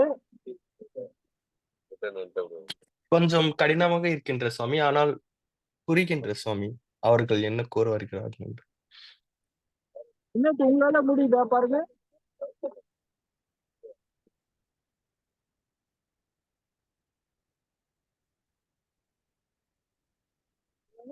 இவரு படிக்க சொல்றவரு நீங்க அந்த யூடியூப்ல அந்த பாட்டு எடுத்து பாருங்க.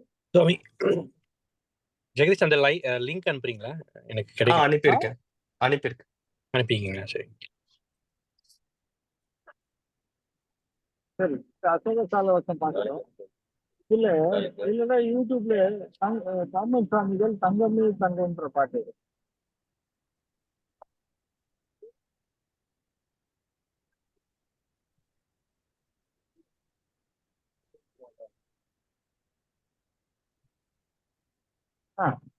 அசோக சாலவாசம் பாடு யூடியூப்ல போடு. வாய்ஸ் போடு. காமன் சுவாமிகள் அசோக சாலை.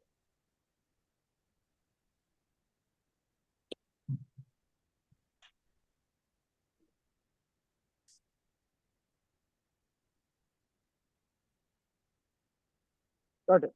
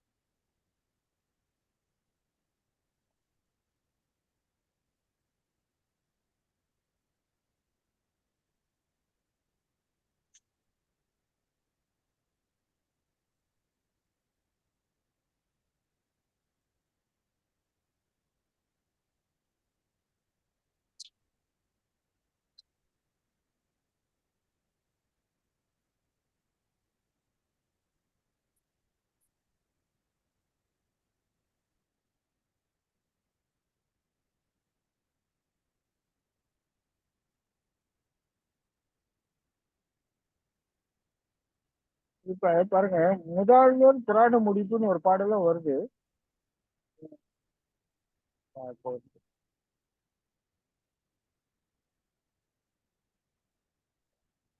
அசோக சாலவாசம் காமன் சுவாமிகள் பாடல்.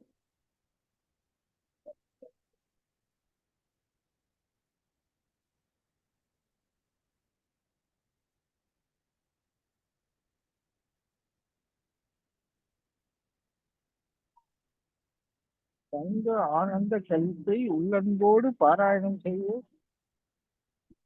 உள்ளத்தில் பொன்வரவு அதிகமானது.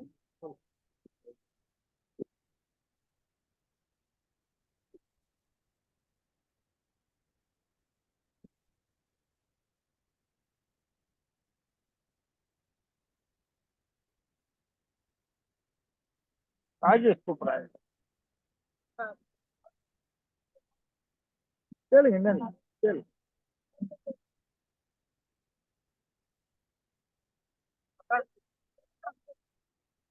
முடிஞ்சா அவனை எடுத்துட்டு வர சொல்லு. முடிஞ்சா எடுத்துட்டு வந்துட சொல்லு.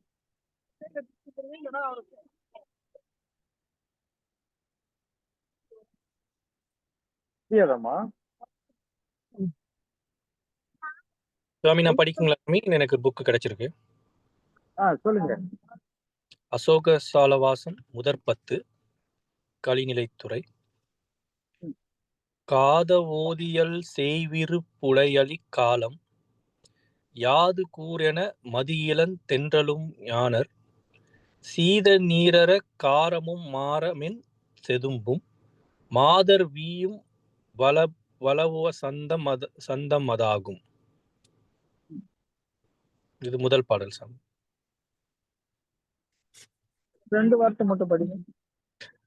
காத ஓதியல் செய்விரு புடையலி காலம் ஓகே.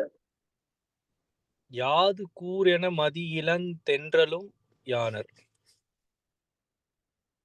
அதாவது ஒரு அசோக வனத்துல இருந்து சாமி இந்த விஷயத்த கடவுளோட இணைத்து கேட்டாங்க. அதாவது இப்ப இந்த இடத்த வந்து நம்ம இயற்கைன்னு சொல்லலாம். இல்ல இந்த பாடல் உங்களுக்கு சிரமம் இருந்ததுன்னா திருவள்ளங்கட்டுக்குள்ள போகும்போது அசோக சாலை நான் கிடைச்சிக்கிறேன். வேற பாடல் போனோம். தங்கானந்த தங்கம்மை தங்கம் பார்த்தாப்பு. அடுத்த பாடல் பாருங்க. சாமி 2வது பாடல் சாமி. ஈது போதரன் மதன்முடி சூட்டிட வென நன்கோதி நாடலை இணங்கியொல் ஒல்லொளியிற் செவ்வேல். இது முதல் 2 வரி சாமி. படிக்கவா சாமி? சுவாமி எப்போதும் முருகப்பெருமானை உங்களோட பெருமையிலே சொல்லிவிட்டு எந்த அருமைகளை திறன் அறிவு இயற்கை என்ன பண்றது காலம் என்ன பண்றது எல்லாம் சொல்லிட்டு தன்னிலே சொல்ற அந்த பாடல் அடுத்த வரியில வாங்க. சாமி தன்னை குறிப்பிடுவார். அது உங்களுக்கு புரியும்.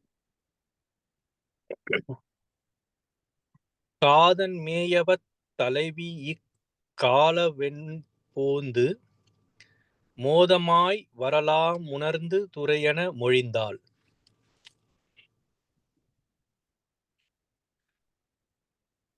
புரியுதா?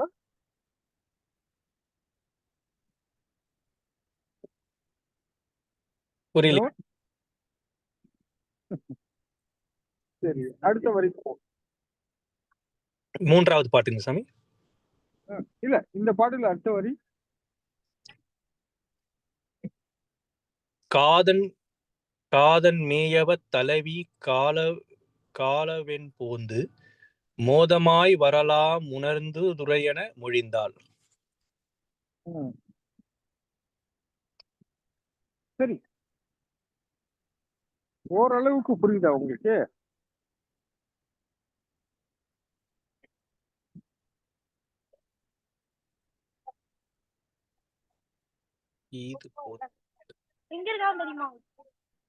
இல்ல அடுத்த பாடல் எளிமையா இருக்கான்னு பாருங்க.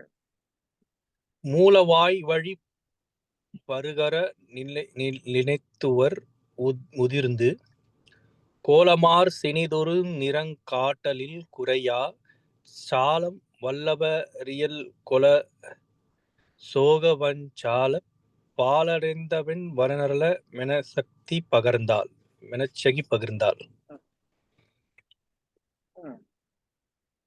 ஒண்ணுமே புரியல சாமி. சரி, அதாவது சுவாமி குருவேசர் இப்படி உங்களுக்கு இது புரியும். முருகப்பெருமானின் புகழை எவ்வளவு தூரம் பாடிக்கிட்டே இருக்காரு பாருங்க. அந்த பக்தி குறைவே இல்லை, வளர்ந்துகிட்டே இருக்கு.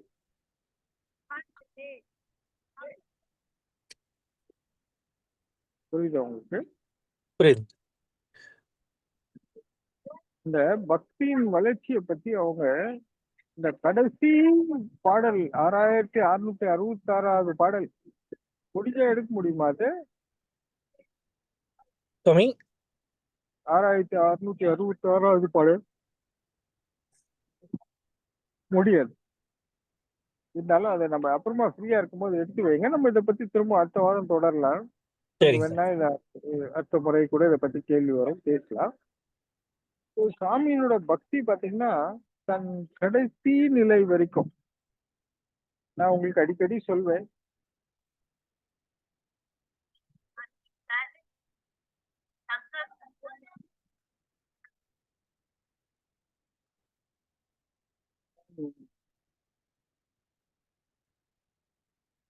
இதுதான் தங்கம் ஆனந்த கழிப்பு பாருங்க.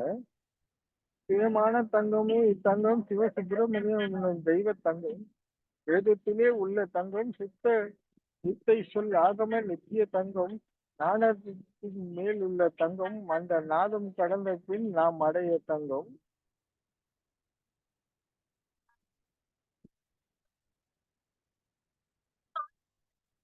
பாருங்க தங்க ஆனந்த கழிப்பு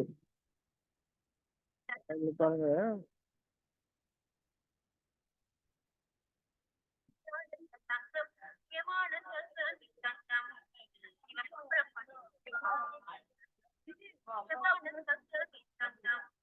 தங்கம் ஆனந்த கழிப்புன்னு போடுங்க, வரும் பாருங்க. அதுல சாமி என்ன சொல்றாங்க பாருங்க, உருகாத தங்கம். அந்த தங்கம் எப்படி உருகாத ஒரே நிலையில் பொலிவுடன் இருக்குதோ அதை குறிப்பிடுது.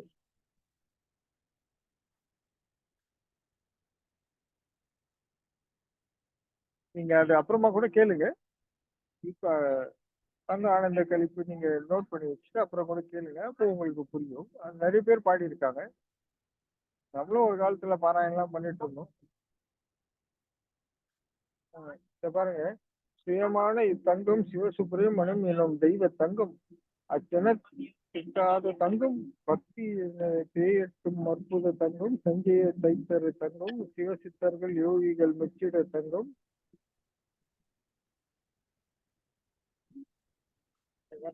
பார்ப்பாங்க அவங்க அப்போ. ஸோ நம்ம இதை பத்தி நம்ம பேசிட்டு இருந்தோம்னா நான் ரொம்ப எளிமையா சொல்வேன். சுவாமி மரணம் எய்தும் தருவாயிலும் உன் தகுதியை வளர்க்க வேண்டும் என்று சொல்லுவாருன்னு சொல்வேன். அது என்னன்னா,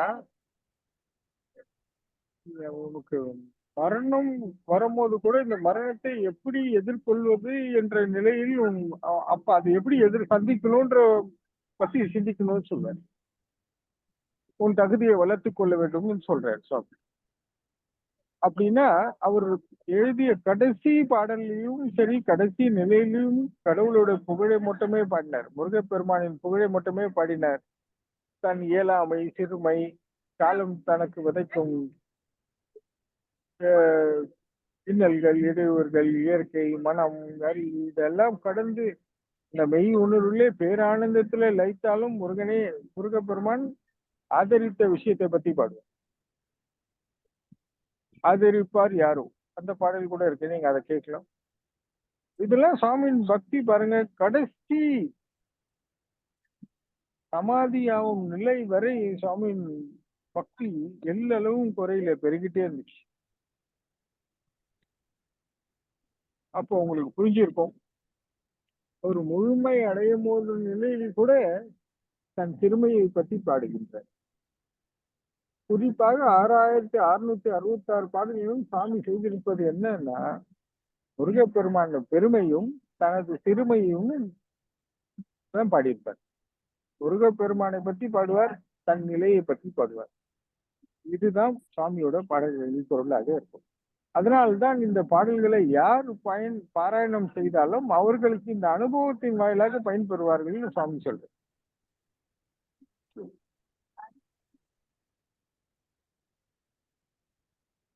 புரியுதுங்களா ஜெகதீஷ்?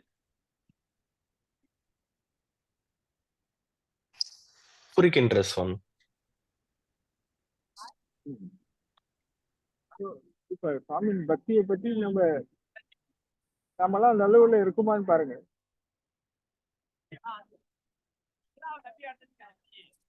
இல்லவே இல்லை சுவாமி. நான் இருக்கேன்னு நம்புறேன். சாமி மேல எனக்கு பக்தி எப்போதும் இருக்கும். முருகப்பெருமான் மேல கடவுள் மேல இருக்குதான்றது எனக்கு குறைவுதான். அந்த அந்த இடத்துல கொஞ்சம் குறைவா தான் இருக்கு. ஆனா சுவாமி மேல பக்தி நான் குறைந்தது இல்லை.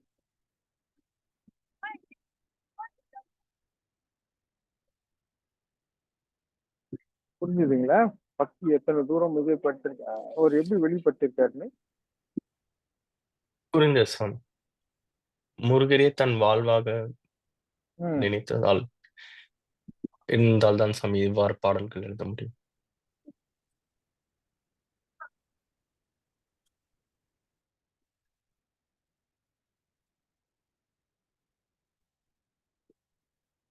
அப்புறம் சொல்லுங்க ஜட்ஜி.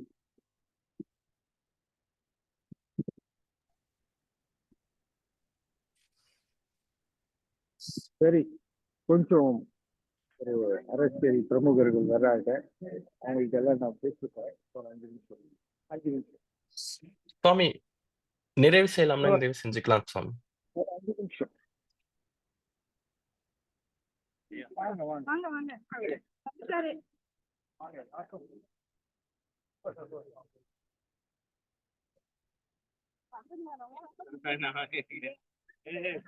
சொல்ற கேளுங்க ஐயா.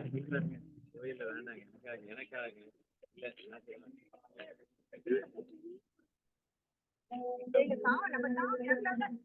என்ன நீங்க அப்படி சொல்லிட்டீங்க?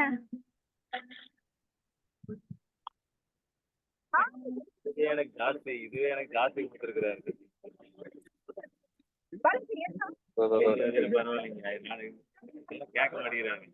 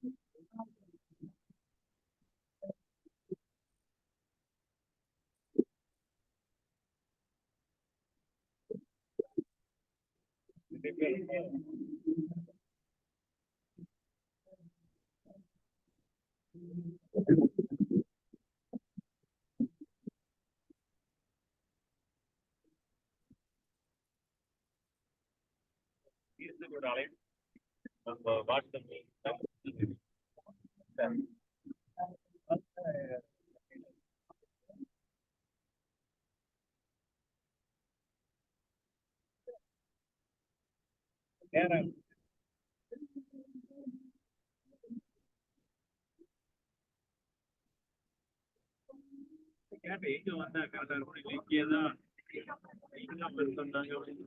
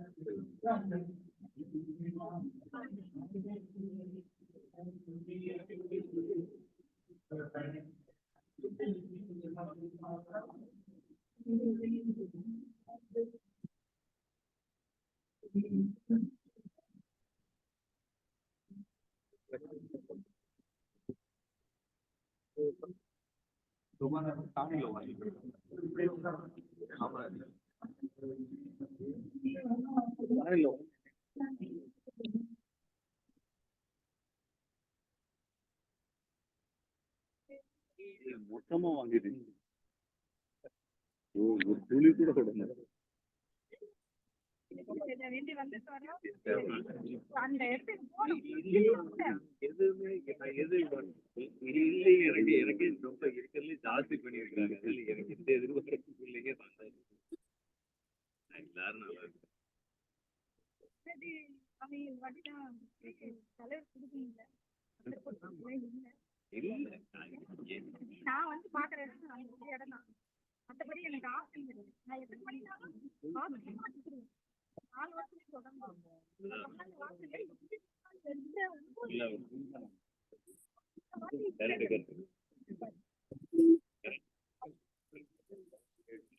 இவர் வந்துட்டாரு.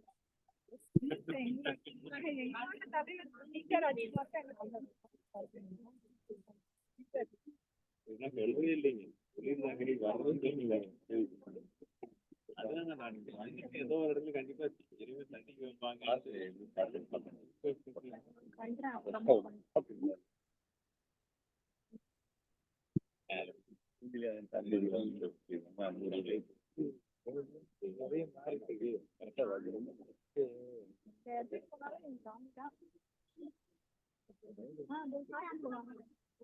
முடியாது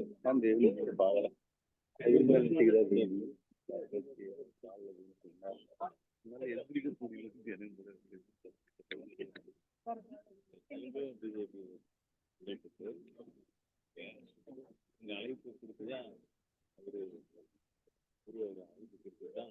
எதேச்சியா பார்த்து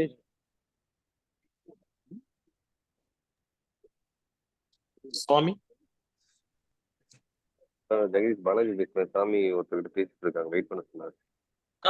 வெயிட் பண்ணு. பாலாஜி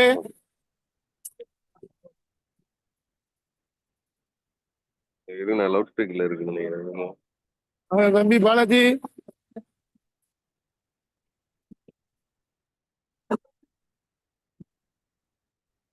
சொல்லுங்கண்ணா.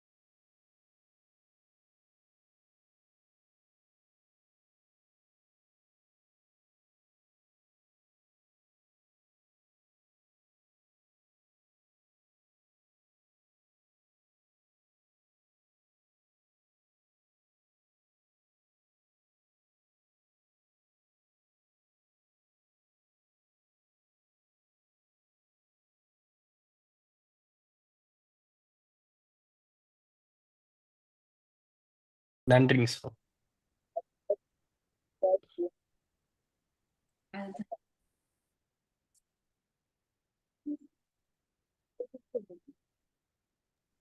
சாமி உங்க வாய்ஸ் கேட்கலீங்க சாமி.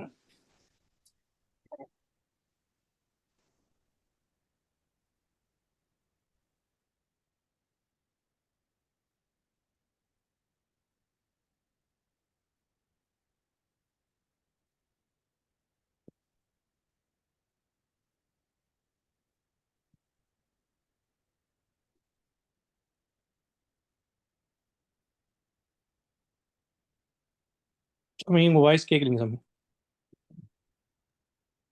சொல்லுங்க ஜெகதீஷ், சொல்லுங்க வினோத். நிறைய சுவாமி டிஸ்டர்பன்ஸா? இப்பொழுது கேட்கின்ற சுவாமி.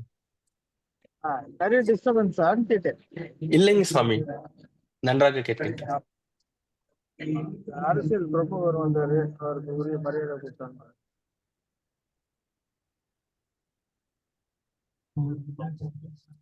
நன்றிங்க சுவாமி. அப்புறம் நிறைவு செய்யலாம்.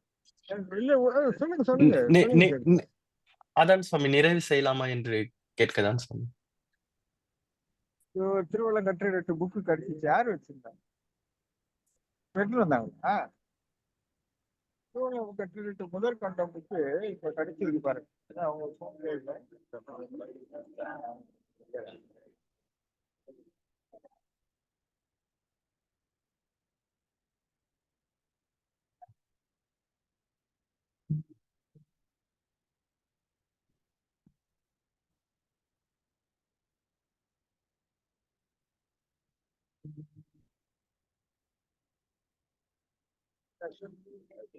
அதான் அவங்கள பாட சொல்லு. சொல்லுங்க ஜெகதீஷ், நீங்க ஏதோ சொல்ல வந்தீங்க. ஹலோ, நிறைவு செய்யலாமா என்று கேட்கதான் வந்தேன். நீங்க எதுவும் கேட்க வந்தீங்க, கேளுங்க. இல்லை சுவாமி, கேள்வியை தொடர வேண்டுமா இல்ல நிறைவு செய்யலாமா என்று கேட்க வந்தேன். உங்களுக்கு என்ன தோணுது? என்ன கேளுங்க சுவாமி. நிறைவு செய்யலாங்க சாமி. நீங்க அங்க பிஸியா இருப்பீங்க. ஆம் சுவாமி, அங்க ஃபோக்கஸ். அங்கு முழு கவனத்தையும் செலுத்தினால் நன்றாக இருக்கும். சரி சரி சரிங்க. ஏன் விளக்கமா சொல்ல வேண்டியதானே, ஏன் நீங்க முழுங்குறீங்க? சொல்லுங்க. ஓகே சுவாமி. ஓகே, அன்பர்கள் அனைவருக்கும் வாழ்த்துக்கள். நன்றி. மிக்க நன்றி. நன்றி சுவாமி.